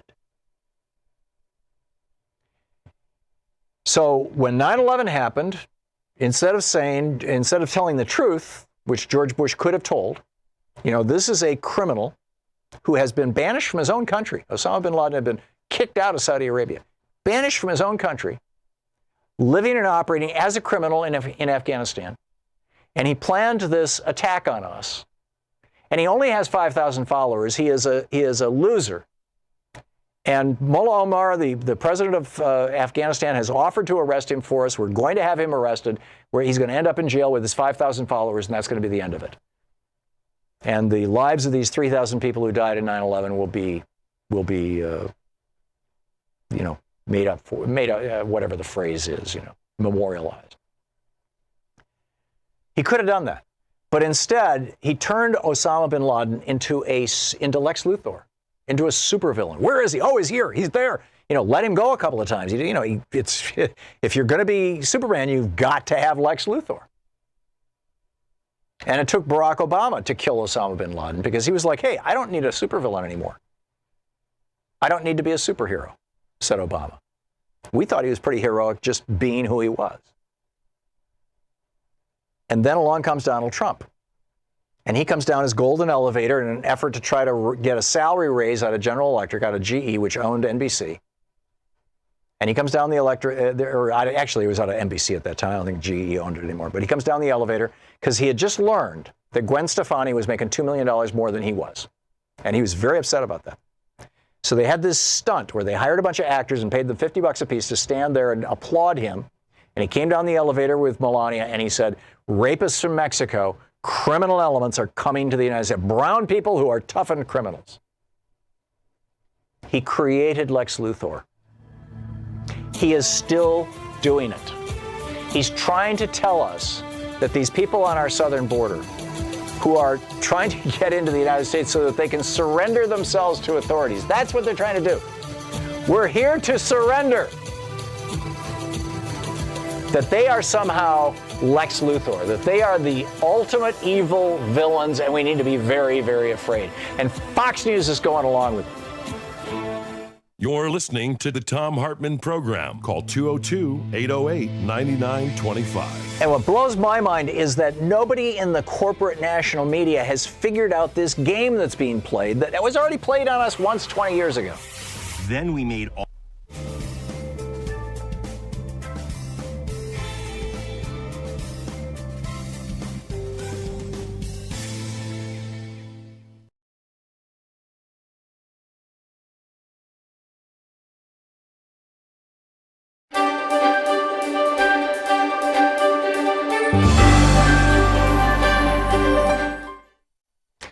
Our book today is Warrior Is by Harley Zephyr and Robin Zephyr. It's an absolutely brilliant book about Native Americans and Native American history. This is from page 428 in the chapter Approach. Sitting Bull was one of the most recognizable and yet disliked Lakota leaders according to the U.S. military and the white society as a whole. This was the case thanks to the heavily promoted misinformation about and fear of and general prejudice against the Lakota and Indian people in general. The non-treaty signing Lakota, of whom Sitting Bull was one, had been unfairly portrayed as hostiles. Also, the whites feared Sitting Bull because he was the manifestation of the hostiles as stereotyped in the U.S. media, especially in the media of the Midwestern section of the Great Plains at the time, such as the Bismarck Tribune. The dislike of Sitting Bull and his Lakota followers, and of all bands of Lakota, was perpetuated by the U.S. military's portrayal of the Hunkpapa Lakota leader as well. Sitting Bull, ever since the early 1850s, the beginning of the encroachment, of the whites onto the Lakota's Aboriginal homelands, was a vocal and easily recognized proponent of preserving the Lakota's traditional way of life, the free, sovereign, nomadic lifestyle that the Lakota were meant to live. The Hunkpapa leader was a gifted leader with a spiritual aura about him that allowed him to communicate with all beings through the natural energy of the spirit world. Sitting Bull was very outspoken, was often quoted when speaking about how he viewed the natural world and the clash of cultures. Here are some of his famous quotations. "What white man can ever say I stole his land or a penny of his money, yet they say I'm a thief? If we must die, we die defending our rights. What treaty that the whites have kept has the red man broken? Not one. Strangely enough, they have a mind to till the soil, and the love of possessions is a disease in them. The earth has received the embrace of the sun, and we shall see the results of that love. Each man is good in his sight. It is not necessary for eagles to be crows. Let us put our minds together and see what life we can make for our children. It is through this mysterious power that we too have our being, and we therefore yield to our neighbors, even to our animal neighbors, the same rights as we ourselves have to inhabit this vast land." End of quotes. Because of his prominent position among his own people and among the Lakota in general, Sitting Bull was a force. When he chose to align with the young Ninkoju warrior by the name of Spirit Horse, the two men made a formidable pair. Sitting Bull with his spiritual and charismatic leadership abilities, and Spirit Horse with his finely honed experience in military tactics, protocol planning, and strategy, a great source of battle knowledge and unlimited courage and fearlessness. Sitting Bull, however, would continue his efforts to seek peace and diplomacy with the United States and its military leaders, especially Custer, Grant, Sheridan, Terry, and Crook. The U.S. military, and especially the Dakota Territory military leadership, all at once feared and admired and disdained the two Lakota leaders. The United States feared them for their notorious nature, their popularity among the Lakota people, and their innate ability to continue to frustrate the general policies of the U.S. government. The United States and its officials were trying to tame and soothe the Indians so to lure them into signing away all their land holdings and rights by agreeing to the so-called treaties. Many other Lakota headmen agreed to sign these treaties. Many Lakota believed that to be something that would lead to the future detriment of the Lakota. Terry, Sheridan, Grant, Sherman, and Custer all had personal feelings about the Lakota and about men like Sitting Bull. In the 1860s, through the time period of the lead-up to the Powder River Campaign of 1876, the U.S. military became committed to removing, eliminating, annihilating, and destroying all of the Lakota, but especially Sitting Bull. Sheridan would be heard saying to Terry, "The only good Indian I ever saw were dead," or stating that the U.S. will break him, Sitting Bull and his people, using the metaphor of a controlling owner breaking his horse, taming it so it could be ridden, or indicating how the controlling master breaks a slave, not to rebel or resist, leading the slave to merely submit and give in to the master's will. A big part of the reason why the U.S. military's hatred toward Sitting Bull and the Lakota intensified was the issue of the gold in the Hisapa. The desire to obtain that gold rose to prominence in the minds of the greedy government officials and private business ventures. The financial and mining interests were foaming at the mouth, wanting to get their hands on the Black Hills. No matter the desires, feelings, rights, or very lives of the Lakota, the United States was determined to possess the Black Hills at any cost, whether in effort, in money, or lost lives, or in lost honor and humanity. It became an obsession for many in private business and in the U.S. government and military. And that obsession spread like a dark poisonous snake had bitten them all, and had spread the vile poison of greed, vanity, covetousness, death, and destruction. having become overbearing, it soaked into the souls, minds, spirits, and what was left of the hearts of the men calling the shots. Ironically, even Custer acknowledged how the Indians likely felt about the encroachment of the whites, saying, quote, "If I were an Indian, I would greatly prefer to cast my lot among those of my people who adhere to the free open plains rather than submit to the confined limits of a reservation." This warrior is.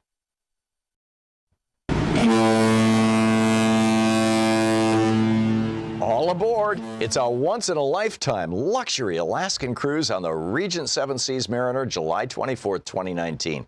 For more information, Keen Luxury Travel, 800-856-1155. And did I mention we'll be getting active on board with special events with yours truly, me and Louise, as we visit Ketchikan, Juneau, Skagway, Sitka, Hubbard Glacier, and Anchorage. Want to connect with the show online? You can find the Thom Hartmann Program on Facebook, Twitter, and Instagram. 34 minutes past the hour. Back, Thom Hartmann here with you. We've been talking about immigration as Donald Trump's parents-in-law, I guess, mother and father-in-law, Melania's parents, the Knaves, K-N-A something, whatever it is, just became U.S. citizens, right, last year or earlier this year. Pretty soon we're going to have to start referring to this year as last year, another 5 weeks, I guess it is. And, it's like, yeah, let's have a meaningful conversation about that and about healthcare policy in the United States. And this group that has been put together by these multimillionaires and billionaires in the health insurance and the hospital and pharma industry, this new coalition to lobby the media and the Democrats.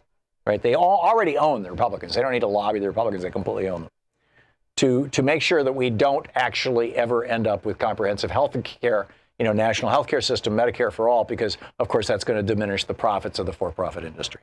Chaz in Lakewood, Washington. Hey, Chaz, what's on your mind today? Na Zdrovia, comrade, is another glorious day in Trumpistan, is it not? Amen. Da. I want to talk to you about immigration. Yeah. Hey, listen, that's one of 3 rants I submitted to your website. When you get a chance, I hope you look them over. Our website is not accepting rants anymore. Oh, you're talking about the video rants? Yes, sir. Oh my God, I haven't looked at that, and so because nobody submitted any for a long time. I'm going to have to go see what's there. Maybe if you've put 3 up, I'm guessing other people have, and we'll check them out and get them on the air. So anyhow, Chaz. All right, one of them. Yeah, one of them was 2 minutes long about immigration, but I want to take 30 seconds out of your time, Mr. Hartmann. Go for it. All right, here's the thing. There's no such thing as an intelligent racist. If you find out who Steve Jobs' biological father is, maybe you'd have an appreciation. About a third of all U.S. Nobel Prizes in the sciences have been earned by immigrants, and half of all American billion-dollar startups are created by immigrants. You're going to hear me give a long list of folks who are notable immigrants, but let's cap off with Levi Strauss. Does that name ring a bell? Yeah. What the hell could be more American than Levi Strauss? Right. That's it, Tom. I'm looking forward to he was an immigrant. Hearing from you in the future. Okay, Chaz, thank you very much, and thanks for reminding me about our rant page on our website. I have been ignoring it. Lloyd in Plummer, Idaho. Hey, Lloyd, what's on your mind? Yeah, I've been meaning to call in here for some time, but your subject this morning really triggered it off. It's exactly what I've been going to call about. And that is in the late 80s, early 90s, I attended a conference, popular culture conference in St. Louis, Missouri. And the guy gave a talk there about the thesis of it was that Americans see the world, particularly, international affairs, through the lens of Hollywood action adventure melodrama. Right. And it's what you were talking about. And so it needs a clear villain, evil, unscrupulous, greedy, power-hungry, totalitarian, and an ordinary person who, he has very good qualities and stuff, but he's still, just working with average kinds of. Yeah, and in a way, the Democrats, to some extent, have turned Putin into that. And yeah, he was trying to mess in our elections, but I think that there are a lot of other things other than Russia's involvement that you could point to, like Comey investigating the emails and all that kind of stuff that hurt Hillary Clinton probably more than Russia. But this is not just one party's. Everybody wants to have a villain, right? This is human nature, right? There's got to be a bad guy that we all coalesce together around. I would much rather, that if Democrats are going to define villains, that they define them as the billionaires in the healthcare industry, for example, because these people actually are killing Americans. I don't see where Russia's doing that. But anyhow, back to you, Lloyd. Well, but they're in control of the media, so yeah. Well, he cited Reagan's adventures into the Balkan Islands, which was far before any of this Mideast stuff started, and the supposed rescue of supposedly victimized medical students and so on in Grenada. And then his alliance, with England and so on, and with that. Okay, but and part of this, I think, was how Reagan became such a hero there that people were so hungry for a win after Vietnam, that they just really needed to have an old-fashioned win, and like the World War II movies. Well, Reagan's invasion of Grenada followed, as I recall, and I might have just gotten corrected on Twitter on earlier. I told some guy that last year or the year before, the Senate had passed comprehensive immigration reform, and Paul Ryan refused to take it to a vote. And this person on Twitter said, no, that was 2013. Maybe, 5 years flies by. But, so I might be wrong on this, too. I mean, I appreciate being corrected. I want this program to be known for its accuracy. The whole geopolitical thing, Lloyd, the point that you're making, the larger point that you're making, that we always try to think in terms of cartoon action figures and things, is one that the Republican Party really has refined and fine-tuned, and the Democratic Party kind of bumbles around and doesn't do it methodically. And they're actually, like I said, there actually are villains in the United States. There are people who are denying us life, liberty, and the pursuit of happiness. And literally, the weapons industry, the firearms industry, for example. So, Lloyd, thank you for the call. Well said. Dolores in Lake Bay, Washington. Hey, Dolores, what's up? Well, Tom, thanks for bringing history on what Reagan did by giving amnesty, because I have tried to explain that to people that it started there. But his father-in-law had a beverage company in Utah or Colorado, and workers went on strike. And as a young woman, I'm 83 now, as a young mother with a strong union husband, we were not allowed to have that beverage in the house. He felt that was the beginning of the amnesty for all the workers that had come from Mexico, and then he turned around and got rid of the unions. Right.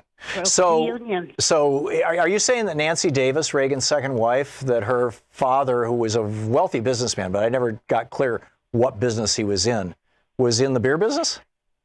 Yes. I know, John McCain's, the late John McCain's wife, Cindy, when he married her, I think she was worth $200 or $300 million because her father had started a major beer wholesaling company and kind of cornered the beer market in Arizona, for wholesale delivery. But I didn't realize that Nancy Davis's father was involved in that. So he was. So you were told back in the 80s that Reagan's unwillingness to prosecute white employers after his amnesty, after his immigration reform, was specifically to destroy unions, as I was asserting earlier in the program. Yes, that was what I lived with my husband and with the unions that we were affiliated with. What was the brewery? I didn't know if I could say. Coors. Oh, Coors. Now that's Joe Coors, his company. Now I didn't know that. I know Joe Coors is a major funder of the Republican Party and of the early right-wing movement, the Heritage Foundation, ALEC, all those kind of groups. I'd have to Google that and see if he actually was related to Nancy Davis's father, but they may have been good buddies. Certainly, Joe Coors was a major Republican donor. Dolores, thanks. I'm gonna have to do a little more work on that one and get the details myself. Rob in Skyville, Pennsylvania, is that right, Rob? Sky's Mills. Sky's Mill. Okay. Hey, what's up? Yeah. I actually twittered the Messiah this morning about he should give these people giving these illegals jobs 10 to 25 years in prison. That would end the problem right now. I would destroy Reagan's policy. And let me tell you the problem that I found out why people are so mad about this immigration issue, because I hadn't even thought it was a problem before. The Saudis are running hotels and party stores, and a lot of them are in northern Michigan now, which is not really a common place for them.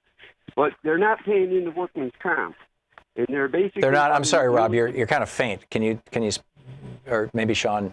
Maybe it's me. Say that again. You said there's Saudi immigrants who are running convenience stores in northern Michigan. Convenience stores and motel chains. Right. And usually that's Indian immigrants who are doing that, Sikhs and other Indian immigrants. But in any case. Well, there's also Saudis, apparently. Yeah. But anyways, they're not paying into workman's comp. And someone got hurt there, and they couldn't collect a claim because they never paid into workman's comp. Well, that's so not what good. happens is they get caught, they get sent back, and they send all the money back. Yeah, Rob, I don't know enough about that to speak intelligently to it. What I do know is what Chaz was talking about earlier, which is that immigrants are responsible for an enormous amount of new business startups in the United States. They are such entrepreneurs. We'll be right back. We're going to check in with Talk Media News. You're listening to Thom Hartmann. Visit thomhartmann.com for audio and video archives. We're going to check in 4 minutes with Talk Media News, find out what's going on in the world. Your thoughts on healthcare, immigration, and the other news of the day right after this.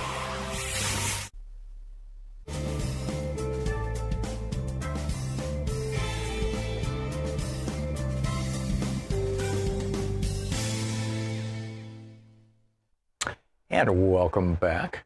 Curtis in Seattle. Hey, Curtis, what's on your mind today? Curtis? Curtis? Okay, I think we got pocket called here. Sean in North Platte, Nebraska. Hey, Sean, thanks for watching us on YouTube. What's up? Hey, Tom, I enjoy your show. Thank you. I have been on disability Social Security disability since 2010, and I really like my Medicare. Before I was on disability, my medications for epilepsy and bipolar, and it covers all my medications. It covers my doctor's visits. As a matter of fact, I went to the emergency room last night for an asthma attack too, and I don't fear at all going to the emergency rooms. I could get all my medicine for hardly nothing, and I work a part-time job I've held for 7 years.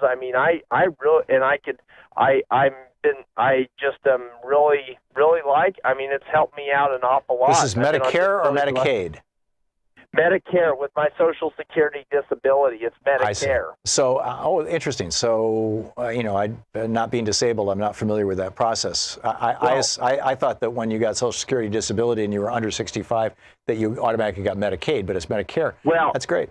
I have a part-time job, so I have Medicare. I'd have Medicaid if I was on SSI, is my understanding. I see. So it has to do with your income. Yeah. But it's covering what you need. I'm assuming you have a Medigap policy of some kind? Yes, I do. Yeah. I believe so. Yeah. Those are typically $100 a month or something, and they fill in the holes that the Republicans drilled in Medicare, so the private insurance companies could insert themselves. Yeah, you're right. It's true. Yeah. But I've been more successful at a part-time job, and I have more of a life, and I'm able to pay all my bills, and it's just much It's much better than years ago when I was working for Walmart and I couldn't make ends meet. I couldn't pay bills. My grandparents helped me with a third of my rent. I mean, if I didn't have that help, I wouldn't be making it. I might be living in a cardboard box and paying $150, $200 for bipolar medicines and paying like, these pre-existing conditions are real, and capitalism does not work. I mean, when you have, I know we need more democratic socialism. It really works. Yeah. I mean, although Sean, democratic socialism does not rule out capitalism. What it does is it regulates capitalism. The problem isn't capitalism; it's unregulated capitalism. And capitalism is always going to fight for deregulation. It's baked into the cake. And if you want to have a functional society where the capitalists don't end up owning the society, which is called an oligarchy, then you have to have regulated capitalism. And the fact that Trump and the Republican Party can run around, beating their chest and saying, look at all the regulations we got rid of, this should be a warning to us. I mean, we should be going, well, wait a minute, you're deregulating capitalism? That's going to destroy us. That creates an oligarchy. That strips the average citizen of their individual personal power. This lack of regulation. But people don't get it. Sean, thanks for the call. Excellent report. We're going to check in with Bob Ney with Talk Media News in just a moment. It's coming up on 10 minutes before the hour. Stick around.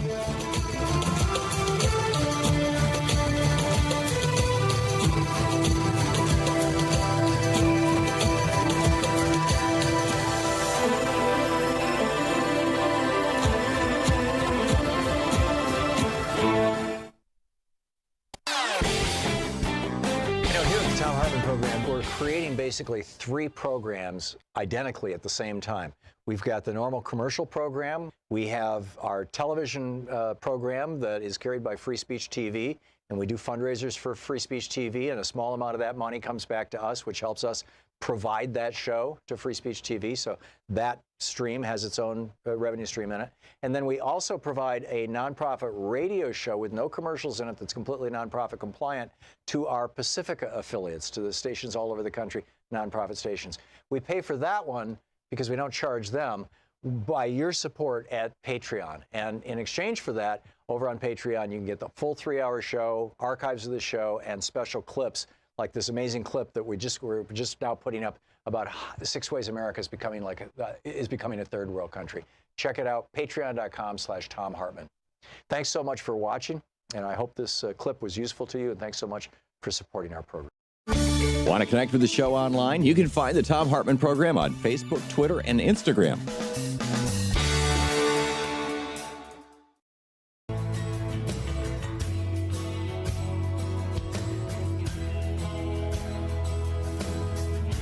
So let's check in with Talk Media News and find out what's going on in the world today. On this report brought to you by goatsfortheoldgoat.com and Loving What You Do, a new book by Ellen Ratner. On the line with us is former Congressman Bob Ney, the author of Sideswiped. Congressman, welcome back. Well, thank you, Tom. And welcome back from India. And thank you for taking a call from me last weekend in India that led to this article that I wrote. I just tweeted it out this morning. I think Salon just put it up too. In which we talked about the Help America Vote Act and how it's been misused by Republicans to basically deny people their vote through the placebo ballots, the provisional ballots. And I loved your article, and I want to follow up any way I can with anybody that wants to listen to what we really intended. And I have to tell you real quick one funny story. I was sitting eating with friends, and my cell phone was laying there. And your number has your name as it comes up. And before I saw it, one of the Indian guys said, "Thom Hartmann's calling you." He knows who you are. They follow you. It's interesting. Were you at the Dalai Lama's place? Were you in Dharamsala? I was up in Dharamsala. No, but the Indians follow you because they've seen you on TV over there. Oh, wow. That's amazing. Oh, yeah. I've watched you over there. But it was so funny when all of a sudden he said, "Thom Hartmann's calling you." I said, "What?" And then I looked out at my phone. Yeah. And I saw your name coming through. So sure enough. Well, thank you for taking the call. That is funny. Yes, sir. So what's going on in the world, Bob? Well, this is really sad. I mean, I was going to start out with MBS, Mohammed bin Salman, but what has happened now, this is nationally affected, but in Lordstown, General Motors has announced it's going to shut down the Lordstown plant early next year. That's in Trumbull County, Ohio. There are more people working at that plant than they are in the city. of Lordstown. Yeah, this is by the way, this is Donald Trump was there during the campaign, and this was in the Mahoning Valley, and he said, and I quote, "The area's jobs are all coming back. They're all coming back. We're going to fill up these factories or rip them down and build new ones." And then he tweeted later with a picture from that area, "We are going to rebuild our crumbling infrastructure. There's no better place to begin this campaign than in the great state of Ohio. Tremendous honor to be here today at a state-of-the-art training site where the skills of American workers are forged and refined." You think he's going to tweet about these factories being shut down? Well, he'll blame somebody else, but he might even lay off of this tweet. He had said that don't sell your homes. We're going to make everything back. And here's the thing about this announcement, I think, Tom, the timing of the announcement. Right before Christmas, I believe. Yeah, no, the timing after the midterms. Oh, I see. Nobody's going to convince me that they didn't know this was coming down, because this is not just only Lordstown. These are some other factories that's going to lay off thousands of people. Oh, this would have flipped the governor's race in Ohio. Well, see, that's my point. This could have done a lot of things. Absolutely. Mike DeWine was running, of course, in Ohio, and it absolutely could have, made probably a difference in certain areas. But I just can't believe that, how many days now after the election, I can't believe they didn't know prior. Yeah. And I think that if you're able to dig into this somehow, they're going to find out that they knew, and they literally held it. Yeah, the sad thing, Bob, is that if I had the smoking gun evidence of this, that a year ago these guys sat around and said, okay, this is what we're going to do, and here's how we're going to do it, and we're going to do it right after the election so we don't piss off the president or whatever, or so we don't help the Democrats, that if I had that smoking gun and I could hand it to you and you handed it to the rest of the corporate media in America, they'd go, so what? Yeah, I know. This is business as usual. And, no notice on this. And in the big picture, there a lot of people are outraged. Now, some aren't, but most are. And the outrage is coming because, one, the company has failed to invest in the American workers, period. And two, they received a bailout during the recession, and they reaped the benefits last year of the GOP's tax bill. Well, and Barack Obama literally saved General Motors from bankruptcy. Mm-hmm. Right. I mean, it's not just a bailout, right? It was huge. Sure. And this is how they pay it back, and it's outrageous. Again, it not just only affects Ohio, but all the spin-off jobs from it.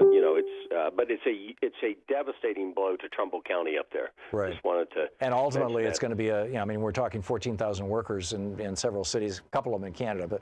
But if you lay off 14,000 well-paid unionized workers, you're going to impact the health, well-being, and everything, and resilience of probably over 100,000 people. Yeah, absolutely. All the spin-off jobs, their ability to help. They help with charities. They help with the community. The fire. They shop at the local stores. They they eat at the local restaurants. All that stuff. Bob, we have 45 seconds. What else is up? Mohammed bin Salman, Lindsey Graham, I think is going to sit with the CIA, go full force against this. The president, I don't think cares. The president's on the opposite side. I think Graham, I will bet you, is going to sit with the CIA and come swinging back at the Saudis. He's been, I know, the big Trump guy, but I think that's going to happen. Wow. But Trump needs the Saudi money. I mean, the Saudis and the UAE are kind of the same thing. And the UAE just gave Jared Kushner $1 billion so that his building at 666 Fifth Avenue wouldn't go bankrupt, didn't they? I mean, what? This is Jared Kushner telling his father-in-law, no, you got to hang in there with MBS. That's what this is about. Because the president would never be, after knowing what the CIA told him, would never be on the other side of this unless there was some other force here. Doesn't have anything to do with American war products. They'll buy them anyway from us. Right, and it's got nothing to do with oil. I mean, they're a minor supplier now to us. And in fact, if we went back to the law as it was, I think it was repealed 4 years ago, that it was illegal to export oil from the United States, we would have more than enough oil just from our domestic production in Mexico and Canada. Bob Ney, Talk Media News, the author of Sideswipe. Thank you, Bob. All right.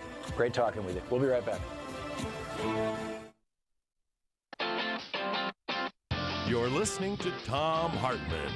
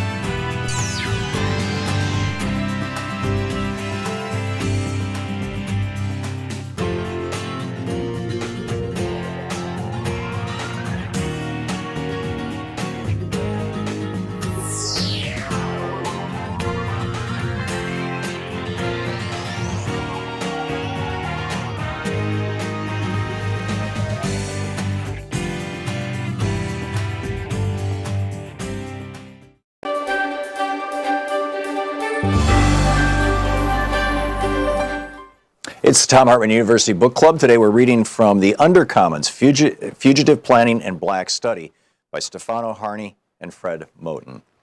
This is from the introduction. It starts with love, exchange, fellowship. It ends as it begins, in motion, in between various modes of being and belonging, and on the way to new economies of giving, taking, being with and for. And it ends with a ride in a Buick Skylark on a way to another place altogether. Surprising, perhaps, after we have engaged dispossession, debt, dislocation, and violence, but not surprising when you have understood that the projects of fugitive planning and black study are mostly about reaching out to find connection. They are about making common cause with the brokenness of being, a brokenness, I would venture to say, that is also blackness, that remains blackness, and will, despite all, remain broken, because this book is not a prescription for repair. If we do not seek to fix what has been broken, then what? How do we resolve to live with brokenness, with being broke, which is also what Moten and Harney called debt? Well, given that debt is sometimes a history of giving, at other times a history of taking, at all times a history of capitalism, and given that debt also signifies a promise of ownership but never delivers on that promise, we have to understand that debt is something that cannot be paid off. Debt, as Harney puts it, presumes a kind of individualized realization to a naturalized economy that is predicated upon exploitation. Can we have, he asks, another sense of what is owed that does not presume a nexus of activities like recognition and acknowledgement, payment and gratitude? Can debt become a principle of elaboration? Moten links economic debt to the brokenness of being in the interview with Stefan Shukatis, who he acknowledges that some debts should be paid and that much is owed, especially to black people, by white people. And yet he says, I also know that it is, that what it is that is supposed to be repaired is irreparable. It can't be repaired. The only thing we can do is tear this stuff down completely and build something new, end of quote. The Undercommons do not come to pay their debts, to repair what has been broken, to fix what has been undone. If you want to know what the Undercommons wants, what Moten and Harney want, what black people, indigenous people, queers, and poor people want, what we, the we who cohabit in the space of the Undercommons want, it is this. We cannot be satisfied with the recognition and acknowledgement generated by the very system that denies A, that anything was ever broken, and B, that we deserve to be the broken part. So we refuse to ask for recognition, and instead we want to take apart, dismantle, tear down that structure right now. That right now limits our ability to find each other, to see beyond it, and to access the places that we know live outside its walls. We cannot say what new structures will replace the ones we live with yet, because once we have torn stuff down, we will inevitably see more and see differently and feel a new sense of wanting and being and becoming. What we want after the break will be different from what we think we want before the break, and both are necessarily different from the desires that issue from being in the dark. Let's come at this by another path. In the melancholic and visionary 2009 film version of Maurice Sendak's Where the Wild Things Are, 1963, Max, the small seeker who leaves his room, his home, his family to find the world beyond, finds a world of lost and lonely beasts, and they promptly make him their king. Max is the first king the wild things have had, whom they did not eat, and who did not, in turn, try to eat them. And the beasts are the first grown things that Max has met, who want his opinion, his judgment, and his rule. Max's power is that he is small while they are big. He promises the beasts that he has no plans to eat them, and that this is more than anyone has ever promised them. He promises them that he will find ways through and around, and will slip through the cracks and re-crack the cracks if they fill up. He promises to keep sadness at bay and to make the world with the wild creatures that roared their terrible roars and gnashed their terrible teeth and rolled their terrible eyes and showed their terrible claws. That Max fails to make the wild things happy or to save them or to make the world with them is less important than the fact that he found them and he recognized in them the end of something and potentially the path to an alternative in his world, or an alternative to his world, excuse me. The wild things were not the utopian creatures of fairy tales. They were the rejected and lost subjects of the world Max had left behind. And because he shuttles between the Oedipal land where his mother rules and the ruined world of the wild, he knows the parameters of the real. He sees what is included and what is left out. And he is now able to set sail for another place, a place that is neither the home he left nor the home to which he wants to return. Moten and Harney want to gesture to another place, a wild place that is not simply the leftover space that limbs real and regulated zones of polite society. Rather, it is a wild place that continuously produces its own unregulated wilderness. The zone we enter through Moten and Harney is ongoing and exists in the present, and as Harney puts it, some kind of demand is already being enacted, fulfilled in the call itself. While describing the riots of London in 2011, Harney suggests that the riots and insurrections do not separate out the request, the demand, and the call. Rather, they enact the one in the other. The book is The Undercommons, Fugitive Planning and Black Study. You know, here at the Thom Hartmann Program, we're creating basically 3 programs identically at the same time. We've got the normal commercial program. We have our television program that is carried by Free Speech TV, and we do fundraisers for Free Speech TV, and a small amount of that money comes back to us, which helps us provide that show to Free Speech TV, so that stream has its own revenue stream in it. And then we also provide a nonprofit radio show with no commercials in it that's completely nonprofit compliant to our Pacifica affiliates, to the stations all over the country, nonprofit stations. We pay for that one because we don't charge them by your support at Patreon. And in exchange for that, over on Patreon, you can get the full 3-hour show, archives of the show, and special clips like this amazing clip that we're just now putting up about 6 ways America is becoming a third world country. Check it out, patreon.com/Thom Hartmann. Thanks so much for watching, and I hope this clip was useful to you, and thanks so much for supporting our program. Want to connect with the show online? You can find the Thom Hartmann Program on Facebook, Twitter, and Instagram.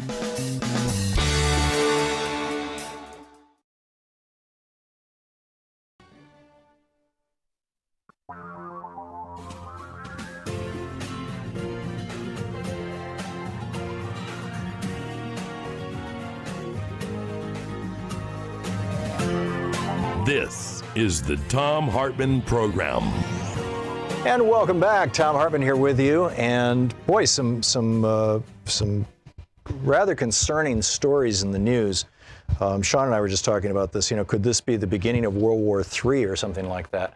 The Russians and the Ukrainians are going at it at sea.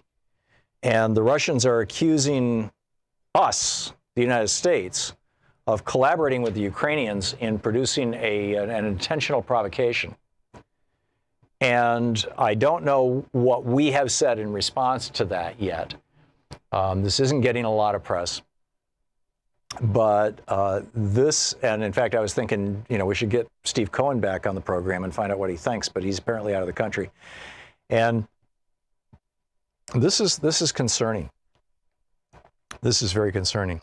Meanwhile, we are using chemical weapons. Tear gas is a chemical weapon against babies in diapers. Literally, babies in diapers on our southern border. Meanwhile, Donald Trump is talking about how wonderful the economy is that he has created. And what we're looking at, of course, is the tail end of the Obama boom, the kind of fading echo of the Obama boom, of the Obama stimulus that the Republicans so aggressively opposed. And what we're seeing is that the economy is now beginning to fade really substantially. Chuck over at Chuck Butler, who writes for Aiden Research, does a newsletter that you get when you subscribe to the Aiden Forecast. It's called the Daily Pfennig. And in today's Daily Pfennig, Chuck is talking about what is going on here.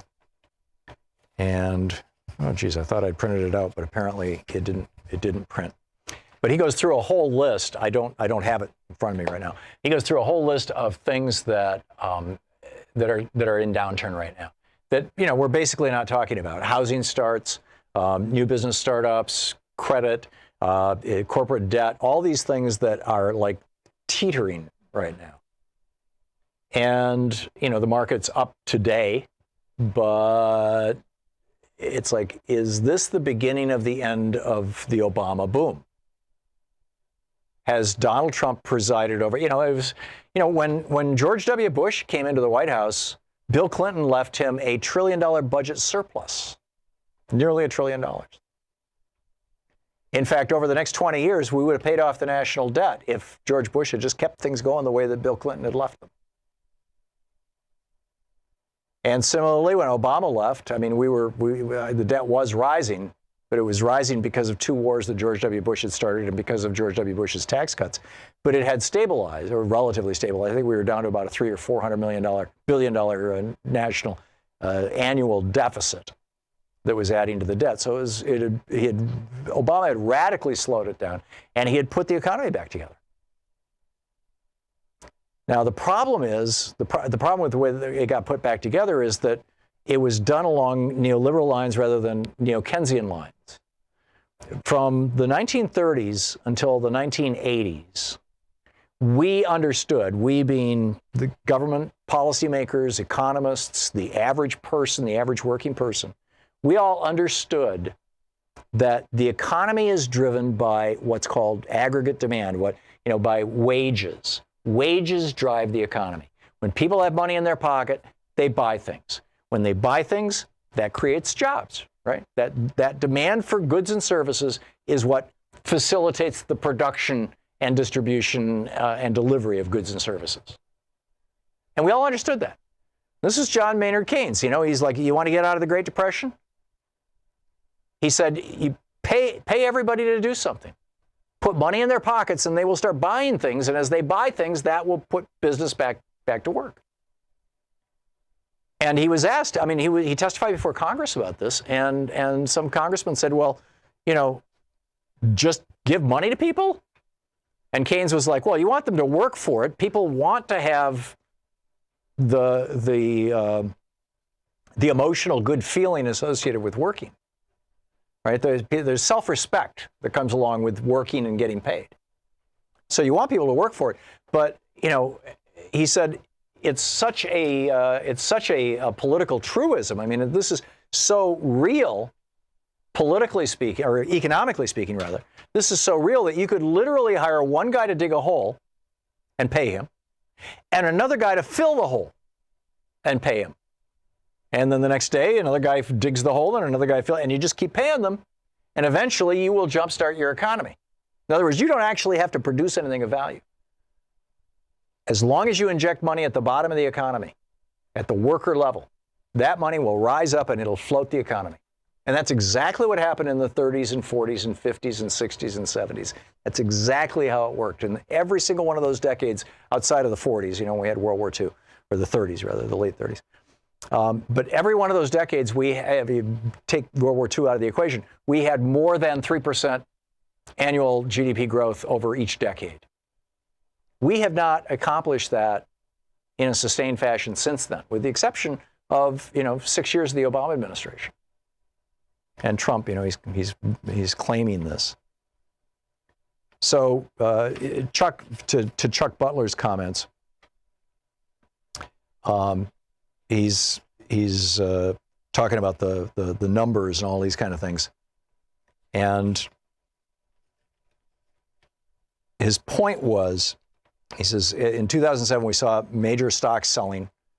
The rot on housing's vine is getting more exposed every day. Finally, the economic expansion is either near an end or already having put in its last quarter of strong growth. He says, CapEx, here it is.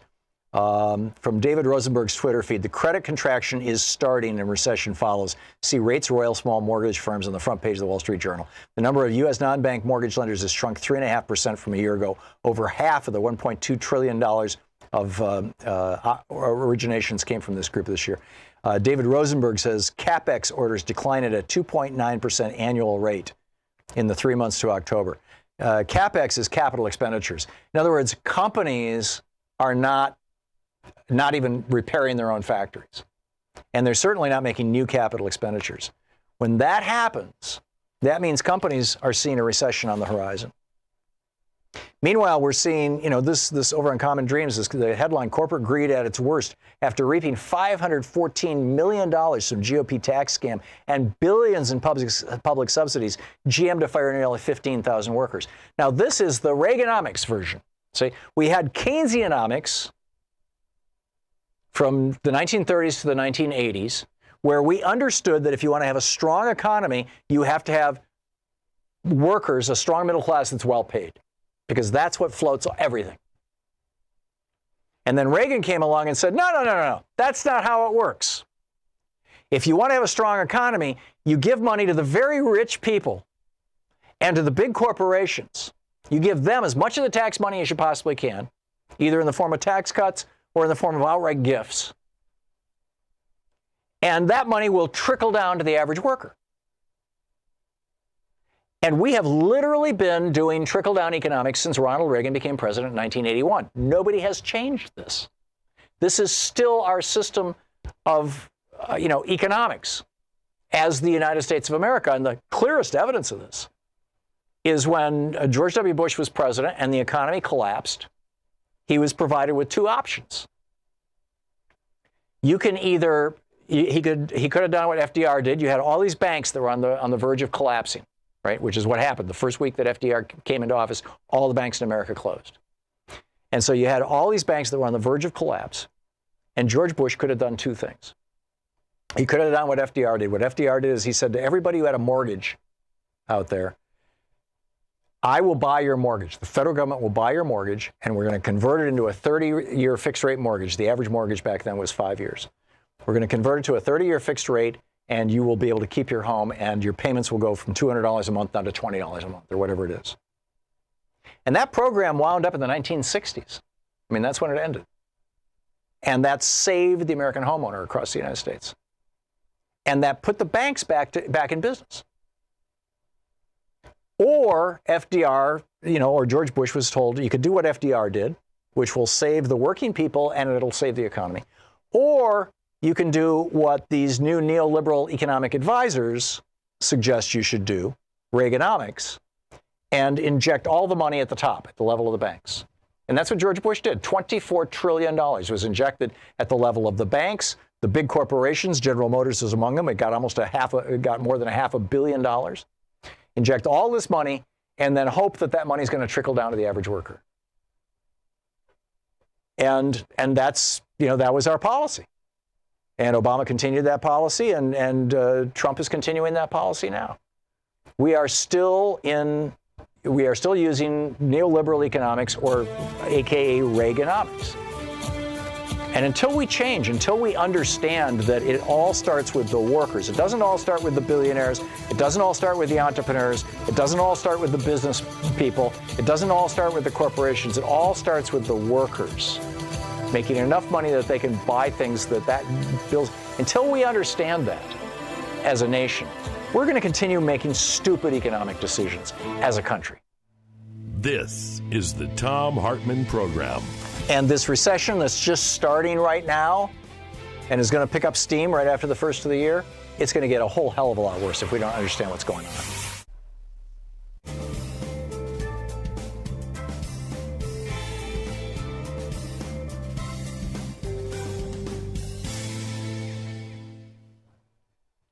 And welcome back.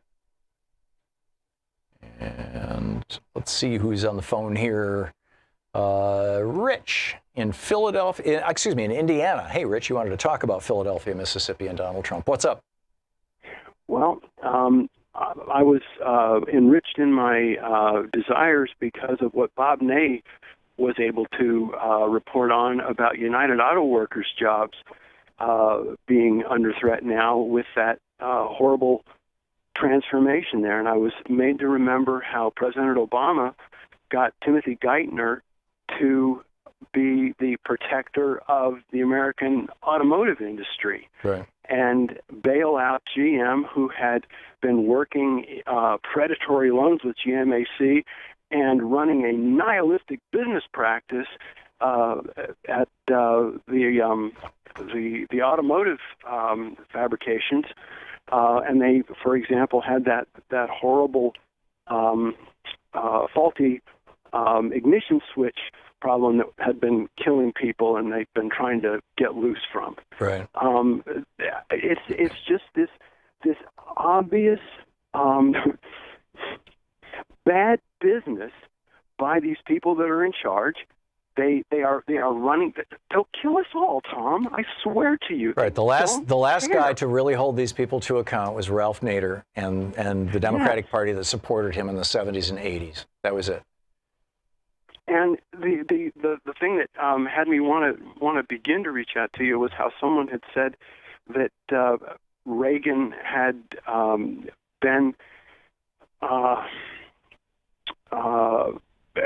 given this entree to leadership by his second wife and her father. Yes, that was Reagan's undoing, going from being a member of the Actors Guild as an actor and a Democrat, right, and then being seduced into being the hoi polloi, the 1%.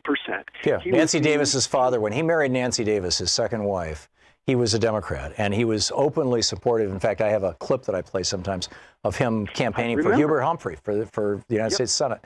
And it was in 48, I think, or 46, whatever the year was.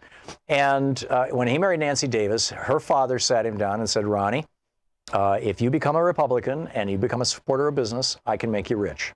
And if you stay a Democrat, I can't do anything for you. Remember how he was part of this Red Scare thing, the McCarthyism. Yep. And Nancy Davis's father got him his gig on was it General Electric Theater? Yes. GE Theater? That's right. Yeah, GE Masterpiece Theater. He was the host of that, and that was the beginning of his transformation from, B-movie actor to, hoi polloi, as you say, kind of man about town. He had been part of the FDR New Deal kind of transformation of American citizen, and that was where his heart was. Yeah. And then he's been given this entree and seduced, and he just went right along with it. He was a good actor. Way to go! There you go. He was a good actor, and not good for America, but he was good for himself, I guess, and his family. Rich, thanks for the call. It's good to hear from you. We'll be right back. It's 20 minutes. Coming up on 21 minutes past the hour. Stick around. We'll be right back. It's the Thom Hartmann Program, the place where smart people get their news. Taking back the mainstream media 3 hours a day, 5 days a week, right here. Stick around.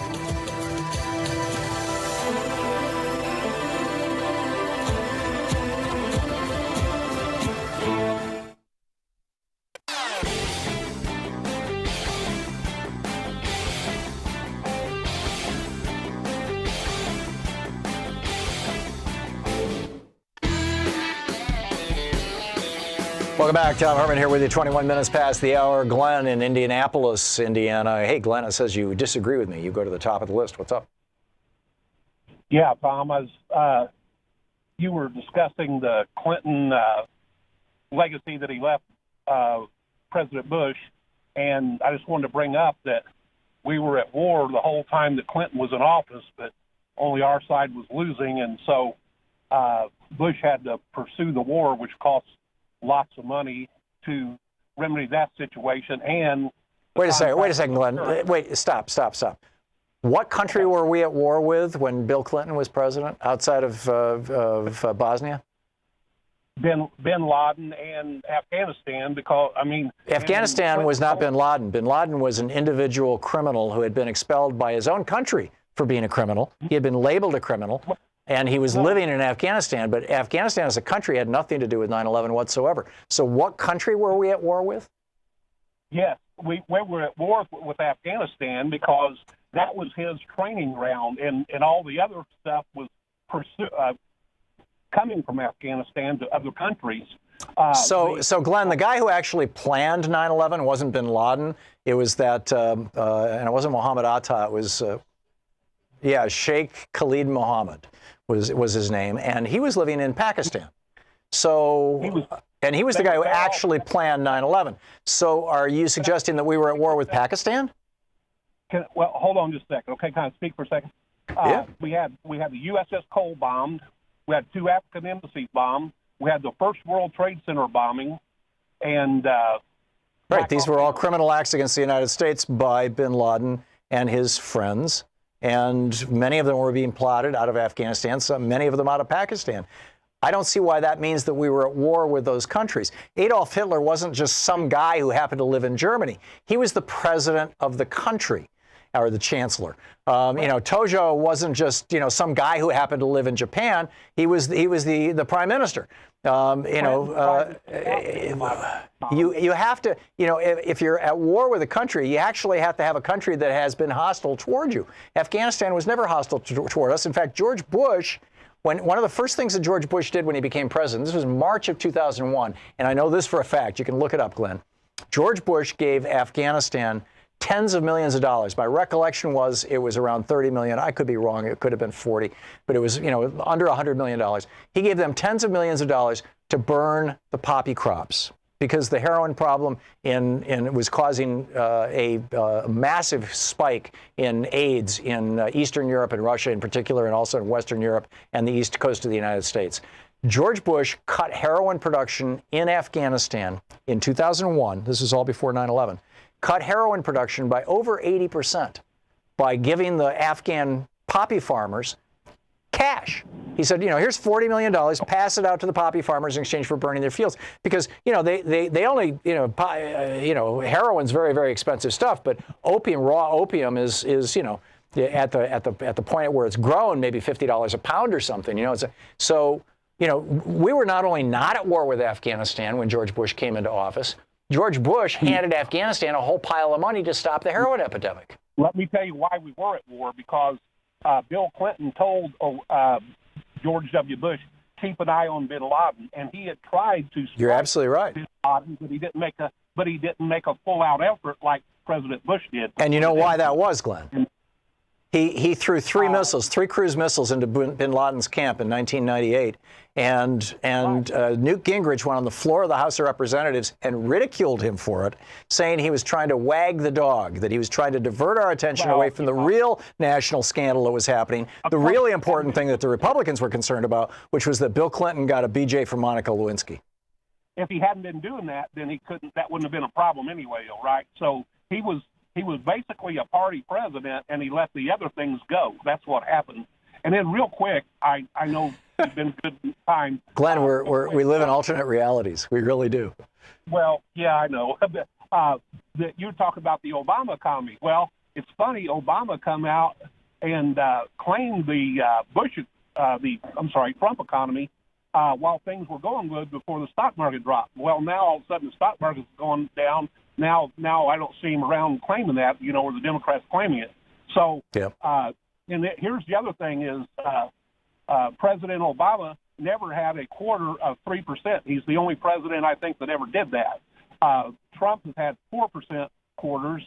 And I think you need to check your numbers, Glenn. This is not something that I've memorized quarter by quarter, nor do I frankly care that much about. I know GDP is not a measure of economic health. The measure of economic health is whether workers have enough money in their pockets to buy things. Oh, it's a pretty good indicator. And when you've got, we're roughly 10 years after the crash here, and you've got half the country unable to sustain a $1,000 expense.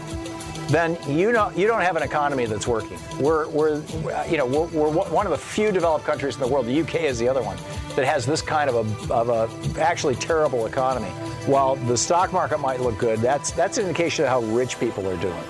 And rich people will be just fine, by the way, when the stock market crashes. They'll dump all that on the pension funds. We'll be right back. You're listening to the Thom Hartmann Program. Call 202-808-9925. I'll pick up more of your phone calls after the break here. Corporate greed at its worst is what Sherrod Brown is calling GM right now.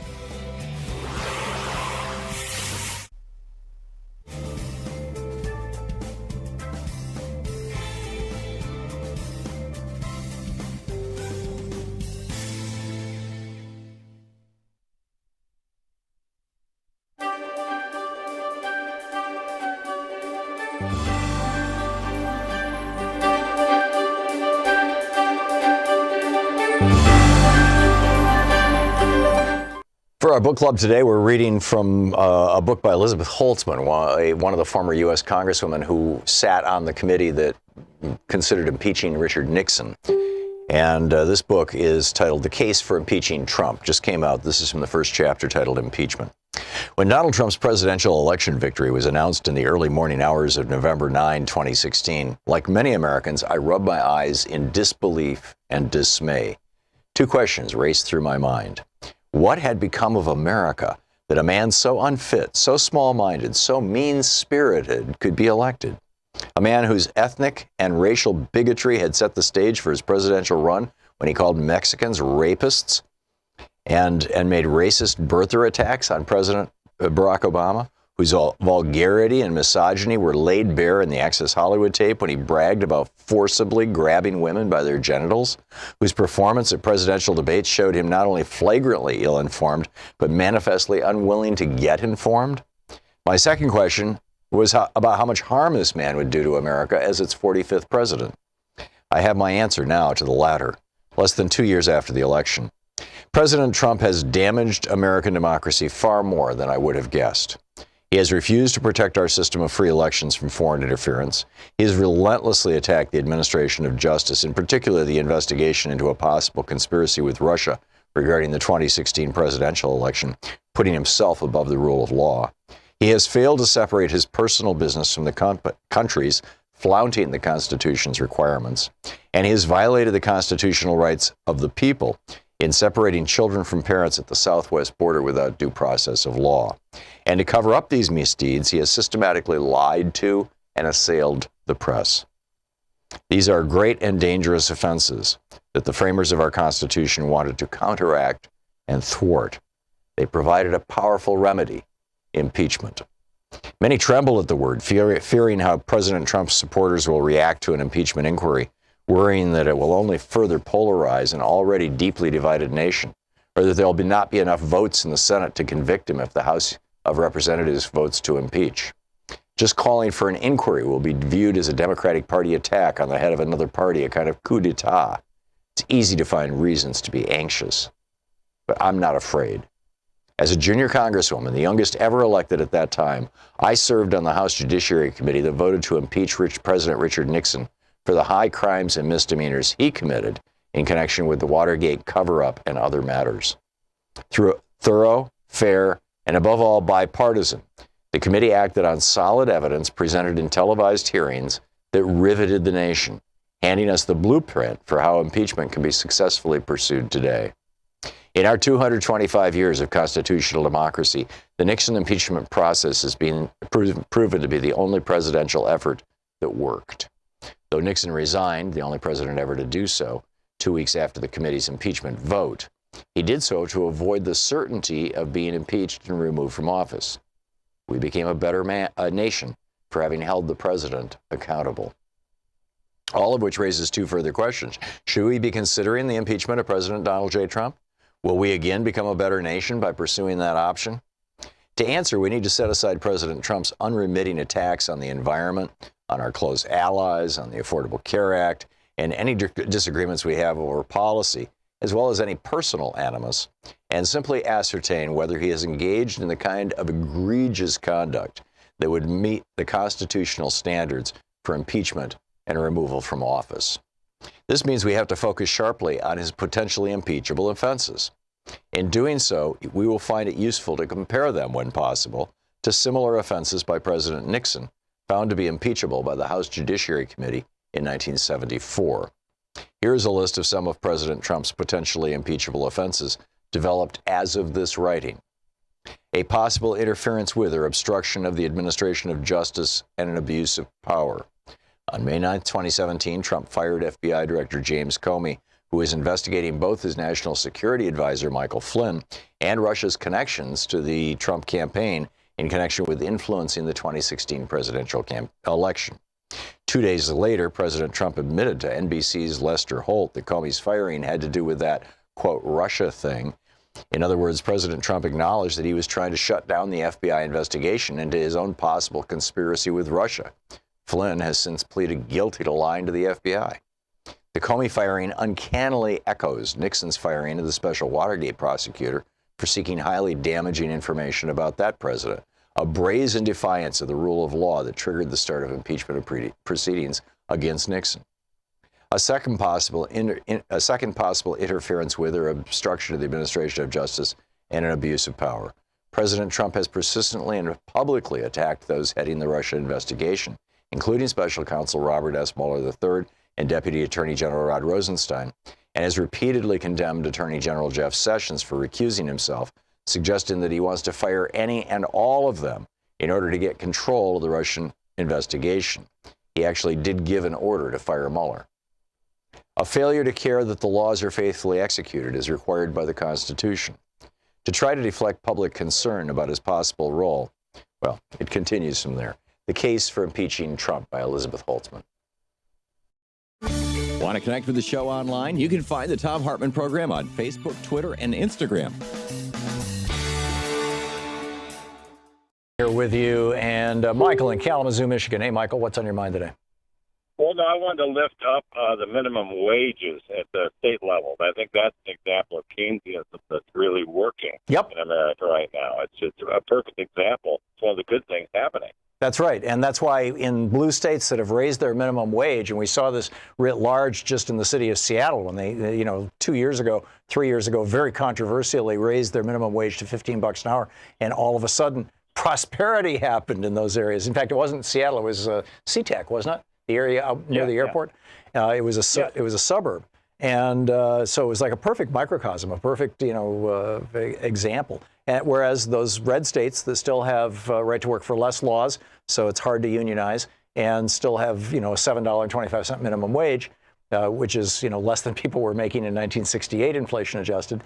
Those states are stuck in a stagnant position. Michael, excellent. Go ahead. Right. Thank you so much. Yes. Yeah, thanks a lot for the call. It's great to hear from you. Excellent point. Frank in Cascade, California. Hey, Frank, what's on your mind today? Hey, I'm a licensed civil engineer in the state of California, and I can tell you, construction. I started construction when I was first starting out working at summers in college back in '79. That you could be. I saw plenty of guys like in the unions making $20 an hour framing, and $20 an hour in the '70s would be $40 an hour now. It was good pay. You could get a job like that. Yeah. And I've been on. I've been doing this for so long, and I've been on sites and these large developers, and I've seen the framing crews, and I've seen the checks, and I've seen what they make. And and I'm assuming it has slid since the unions have been destroyed. Yeah, I mean, the framing crews on the last job I was on. These guys are making $250 a week. Wait a minute, $250 a week? Mostly Guatemalans. $12,000 a year? That's amazing. Yeah. That is amazing. Yeah, I've seen it firsthand. Yeah. See, this is what happens when this is the predictable consequence. I mean, this is why Reagan did that. Why Reagan stopped enforcing the law against people and hiring people who are not citizens, because he knew that this would be the result. It would break up the unions, particularly in the two big sectors that were big supporters of Reagan. You go back and look at who his major funders were, and the meatpacking industry and the construction industry. And sure enough. Frank, thanks for sharing your story with us. That's fascinating. Joe in Albuquerque, New Mexico. Hey, Joe, what's on your mind today? Hey, how's it going? I'll make this quick. From California, moved to Albuquerque, and since I moved here, it triggered my asthma when the temperature changes from warm to cold. Anyway, a year ago, we met our $2,000 deductible. My steroid inhaler was a $35 copay. Today I need a refill, and now it's $319. We didn't meet our deductible this last year. So, wow. VA pricing for this, because my other half works at the VA hospital. You check with pharmacy. You know how much they pay for this? The cost for this inhaler, steroid inhaler, is $31. Wow, that's the negotiated price that the VA has with the manufacturer. Correct. Wow. And but the retail pharmacy is asking you to pay $390. $319. So I asked her how much does my insurance, how much will they cover? So they're going to cover like about $125. So the retail price of this steroid inhaler is about $400 and some without insurance. It's ridiculous. Yeah, we're all being ripped off. I mean, and this is what you get with trickle-down economics. This is what you get when you deregulate capitalism. And it's why I am continually scratching my head. Why is it that Republicans are so excited, so enthusiastic, so happy that Donald Trump and the Republicans are talking about deregulation? I hear it all the time, and particularly in the morning on MSNBC. Oh, deregulation, it's wonderful. Oh, you don't want to go like Bernie Sanders, I don't get it. Marta in Big Bear Lake, California. Hey, Marta, what's on your mind today? Well, I want to say that I hold you in extremely high regard, and not just because you're just so smart, but you have intellectual curiosity. You're willing to learn. And I think dialogue is how knowledge is created. And you're just, an excellent example of that. As a media scholar and former bilingual teacher in California, I'm very passionate about immigrants and also about media. And I think media, it's pretty clear, media rhetoric appeals mostly to emotions these days, to drive adrenaline and thus advertising. It generates ignorance and bigotry and even racism by dehumanizing immigrants, calling them illegals, and they are actually human beings. Right. And if any of our children were hungry, starving, in danger, we would do the same thing. We had waves of immigrants, as we all know, in the 1800s, 1900s. What immigration does is, it can cause some hardship initially, but it also stimulates the economy. Research shows that when immigrants take the low-skilled jobs, it prompts citizens to increase their skills, advance their careers, and end up making more money. Right. I.e., we have immigrants painting interior of house, but for the exterior of my house, I'm hiring a licensed, bonded contractor. I don't exploit anyone, and I don't ask anyone for their papers. Yeah. They could have a green card. I'm not going to interrogate them. No, I get it, Marta. And I'm not suggesting that, an individual who hires somebody should, whatever it may be. Marta, thank you for the call. I would say generally you want to get somebody who's a licensed contractor simply because they have insurance. And, setting aside the issues of immigration and all this kind of nonsense, it's not nonsense, but you know what I'm talking about, is that, if they damage your house or if they get injured in your house, you're responsible for that. If you just, hired some guy at who was standing outside Home Depot. And, that can be a problem. That can be a big problem. Paul in Woodinville, Washington. Hey, Paul, what's on your mind today? Well, the economy. I had to laugh with the previous caller who was wanting to argue with you that the Trump economy is really doing so great. Right. And then trying to point to the Obama.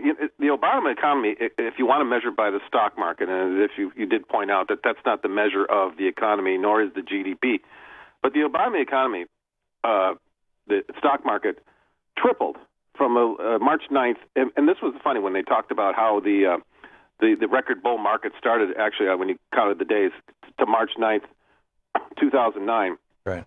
The Dow was at 65.42, and Obama's last day in office was at 19,799, which is a 302% increase, which if you want to divide by 8, you can see that Donald Trump's economy is not keeping pace anywhere near that. And the caller was wrong to say that, Trump's getting 4.1%. And Obama never got, Obama in 2014, in fact, the news reports were that, this is the 4.1% was the highest since 2014 when we had 4.9 and 5.1% quarters. Wow. So this narrative that they keep wanting to tell is ridiculous. And as for trickle down, what's so ridiculous is that there's no mechanism for trickling down, for rich people's money to trickle into your pocket or my pocket. Correct. The only time you can have a trickle is when there's some mechanism, just like when you think about how does water trickle down? Because of gravity. Well, there is actually an example. There actually is an example of this, Paul. The communities, and most of them are not American communities, but the communities that live near ports where they have major operations building yachts, and the communities that live around factories that manufacture private jets are actually becoming really prosperous and have been for the last couple of decades because we've been injecting, ever since Reaganomics, we've been injecting all this money at the top, and these very, very rich people are buying more yachts. I mean, Betsy DeVos has, 10 of them? $100 million yachts. They're buying more of the yachts, and they're buying more of the planes. And that is trickle-down economics. And that's actually trickle-down economics as Ronald Reagan himself described it. But the fact of the matter is that most communities don't make yachts, and they don't make private planes. They make things like blue jeans and washing machines and televisions. And rich people don't buy any more of those than you or me do. Right, and the other thing is there are not enough people buying 10 yachts to sustain a country of 320 million, million people. And I would suggest that actually it's trickle up, because most of the interaction that we have with the rich is our money going towards them. Yep. And if you want to look back towards, oftentimes you look at the minimum wage from 1968. Let me go to 1976, 77, when I was playing rock and roll in bars. I never figured this out, how a band in those days could be making, we made $500 or $600 a night, but in those days a beer was $1.25. Mm-hmm. Now a beer is $5 or $6, and bands don't make $500 in a night. Yeah, in fact, in many cases, bands are playing for free just for the exposure, and they're allowed to sell their CDs. People laugh at you if you said you wanted to make $500 playing it, and they say, no, we can't have, or they don't have it. They don't even have food. They don't want to. No, it's too expensive. So what's the cost of things has gone up farther than much faster and higher than the wages and what people are able to. Right. So the trickle down is it's not even a mechanism that actually we don't have an interface with the rich in such a way that their money trickles down to us. That's correct. In any significant way, our money trickles up to them. And the giant, every way that we interact with corporations and the rich, it's our money going towards them, not their money going towards us. Right. And the giant frame that is never discussed, that everybody has to understand, is that from the 1930s, when John Maynard Keynes was taken seriously in 1933 by FDR, from the 1930s until the early 1980s, when Reagan flipped it on its head, we had a Keynesian understanding of economics, of macroeconomics, and even microeconomics for that matter. And as a result, we had a strong economy and we built a continuously growing middle class. When Reagan came into office and flipped this upside down and said, no, Keynes was wrong. You don't inject money at the bottom, you inject money at the top. It's going to be trickle down rather than what John Kennedy said, a rising tide lifts all boats. Reagan said, no, we're going to inject it from the top. And we have literally been in the Reaganomics era right to this day. We have and I suggest that in the Reaganomic era, with the rising tide lifts all boats, is fine if you happen to have a boat. But what happens to the people who are standing on the beach? Yeah, exactly. They drown. The tide just washes over them. And I would suggest that, as a matter of fact, the reason you and I have a higher standard of life is because our parents did, and we started out further along. Yep. Yeah, no, that's absolutely true. And that's a dimension of white privilege, class privilege, all those kinds of things as well, which is kind of another conversation. Thank you, Paul. You're listening to Thom Hartmann. Visit thomhartmann.com for audio and video archives. It's 46 and a half minutes past the hour. Talk media for the sane among us. It's the Thom Hartmann Program. Fair and only slightly unbalanced.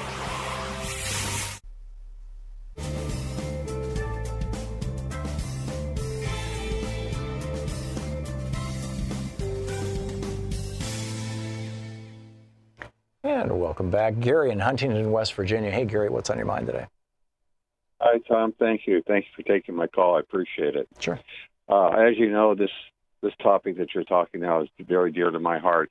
This isn't all that complicated, but I think the American people really need to understand that this is entrenched. This is another case of entrenched greed by General Motors. General Motors. Yeah, and by the way, nobody's reporting the fact that they have already laid off 18,000 people. They've just done it through offering early retirements to people, so it's been less conspicuous. Yeah. This is what, I'm not against capitalism, but I'm against unregulated capitalism. Yeah. So the second thing is once somebody said, I think it was Robert Kennedy, and I firmly believe this, and I know you do too, we don't measure things, and you just noted it early in the program. We don't measure the gross national product in terms of dollars and cents all the time. The biggest part, and he said this, I believe, he said the GNP measures everything except that which makes life worthwhile. That's correct. Yeah. I'm forgetting the name of the group now. Kalle Lasson was the guy's name who started it. He's a British Columbian Canadian, and Kalle Lasson produced this marvelous video that we used to play on the show years ago. I mean, I'm talking like 15 years ago, in which he said every time a forest is cut, GDP goes up. Every time there's an oil spill, GDP goes up. Every time a person is diagnosed with cancer, GDP goes up. We are measuring the wrong things. Economists need to learn to subtract. Exactly right. I wanted to call you, and I appreciate it again. And keep up your great work and your message. Thank you. Thank you very much, Gary. Great to hear from you. Greed has no heart. Thank you, Gary. Frank in Holt, Michigan. Hey, Frank, from my old stomping grounds. What's up? Yeah, I wanted to talk about health care. Mm-hmm. And the one thing I wanted to mention or talk about is the fact that the people that are trying to promote this idea of keeping people from promoting health care for all, mm-hmm. You know, they're very rich people, you know, very, very focused on the fact that, you know, they can watch people die. And I think the Democrats that go along with that are despicable. But here's the thing is, I think that people who frame it this way, you know, when they see people walking down the street and that what they do is just call them drop dead Democrats or drop dead Republicans, you know, frame it this way. Hey, if I can't go to a doctor and I gotta die, I'm gonna die in your yard because you voted against me. In other words, put it this way: we're gonna take a truck, fill it full of dead people, and we're gonna drop it. Well, right this is in what your these yard. three families did over the weekend at Sanofi, or Sanofi, or however you say it, the pharmaceutical company that has jacked the price of insulin from $25 to about $500. Yeah, I as know. They delivered the cremated ashes of their children. Go ahead, Frank. Well, the thing is that they should. I'll tell you what, the police they're Nazis. Yeah. I mean, well, it's not Nazis, but they are greedy SOBs. I think we do a disservice to Nazis by calling them Nazis. Anyhow, we'll be back. It's 51 minutes past the hour.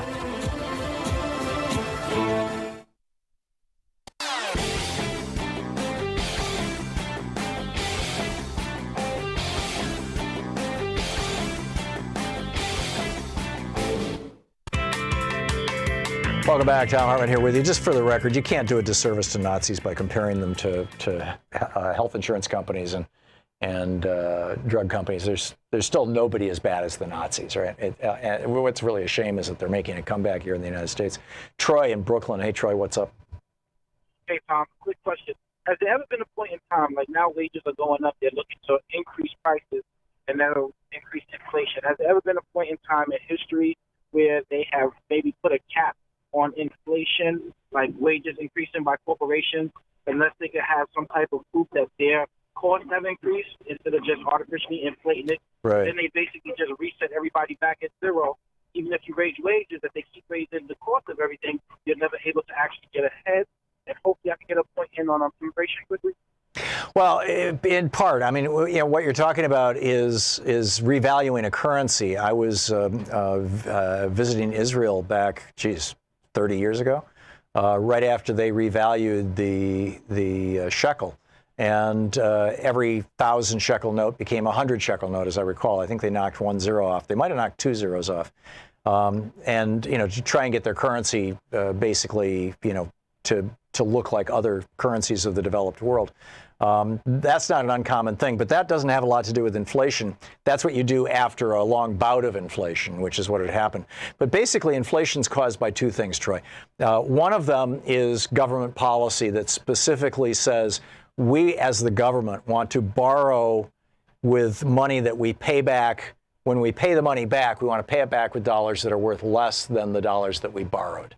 So we're going to borrow $1 trillion and we're going to pay it all back with interest. But when it's all paid back, we'll have only paid back in today's dollars the equivalent of, say, $900 billion. And the way that they do that is they devalue they reduce the value of the currency every year by typically on average around 2 or 3%. And we have been doing this regularly since the creation of the Fed in 1913, which is why, you know, in 1913, people were paid. You know, I have my, actually it wasn't from 1913, it was from the early 1920s, my grandfather's brother's pay stubs when he worked at the post office in New York. And my recollection is he was making like $8 or $10 a week, something on that order, right? Very, very, which seems like very little money, but actually he could live on that. You know, his rent was like $3 a week. And you know, you could buy a meal for 5 cents, for a nickel. The 5 and dime store was because literally everything at Woolworths was either 5 cents or 10 cents. And today it would be the dollar store or the $5 or $10 store.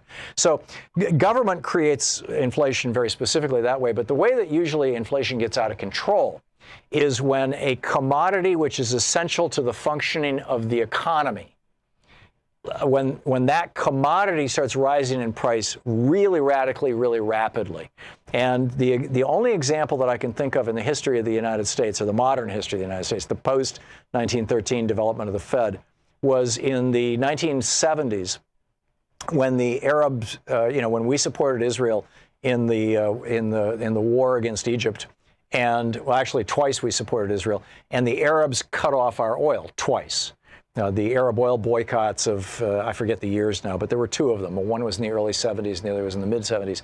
And what happened was that the price of oil went from, you know, $15 or $20 a barrel up to like $50, $60 a barrel, bang, just like that. And because our economy was entirely fueled on oil at that point in time, everything became more expensive.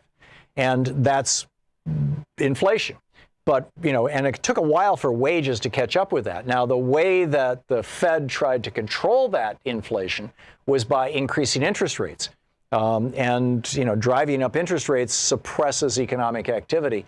But it doesn't compensate very effectively for the value of, for the price, excuse me, not the value, the price of an essential commodity like oil going up as much as it did. And that's why, even though that happened during the Nixon administration, and then you had the Ford administration, it wasn't until the Carter administration that inflation from the jacking up of the price of oil started to wring itself out of the economy and work its way out. Jimmy Carter got blamed for a lot of it, but he had nothing to do with it.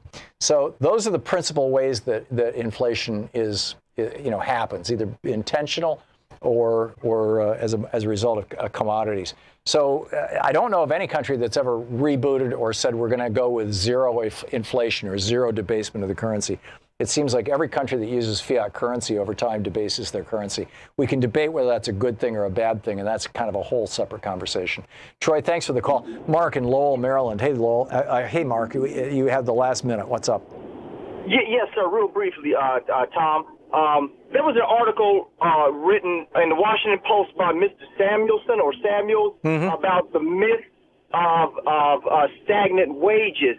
And he was saying that to the statistics that he had put in the article, that wages have actually increased over like the last 40 years or so. But that's not what my wallet says. And I just wanted to know if you had read the article and what was your I have not, Mark, but very often these guys play games with us. Wages is typically used to describe, particularly when they want to weasel word things, is used to describe people who work for a salary.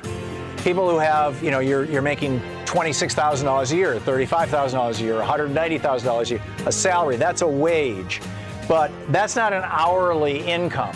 And when you've got half the economy working on an hourly basis, when they talk wages, they typically don't count that. So you come up with very, very deceptive numbers. It depends on who the economist is, Mark. The old saying, you know, figures don't lie, but liars can figure. You know, and there you go. I didn't see the piece by Samuelson, and I'm not sure what it was, but you know, for what it's worth, there's that. Thanks so much for being with us today. We'll continue our conversation tomorrow. In the meantime, don't forget, democracy is not a spectator sport. It requires you. So get out there and get active. Tag. Be part of Ralph Nader's 1% Tag. You're listening to Thom Hartmann. For audio and video archives, visit thomhartmann.com.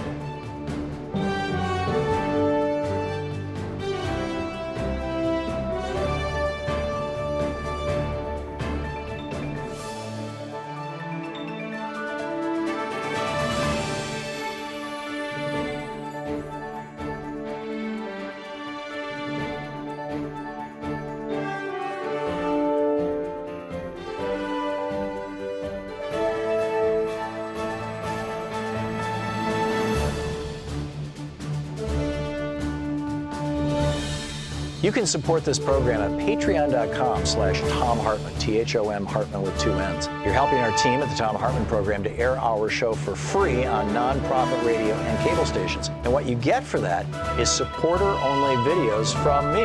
You can watch the entire show, all 3 hours of our program, and past shows all 3 hours anytime you want just by becoming a member. For more information, patreon.com/Thom Hartmann. And thank you for supporting our program. One of our special videos on patreon.com/Thom Hartmann, THOMHARTMANN. It is titled, Could Civilization Be Extinct by 2026? You can only see this video by becoming a member of Patreon, which supports us in being on nonprofit radio and TV. So please help support our program. You'll also be able to watch our entire show 24/7 just by becoming a member at patreon.com/Thom Hartmann. Thank you again for supporting our program. That's patreon.com/Thom Hartmann.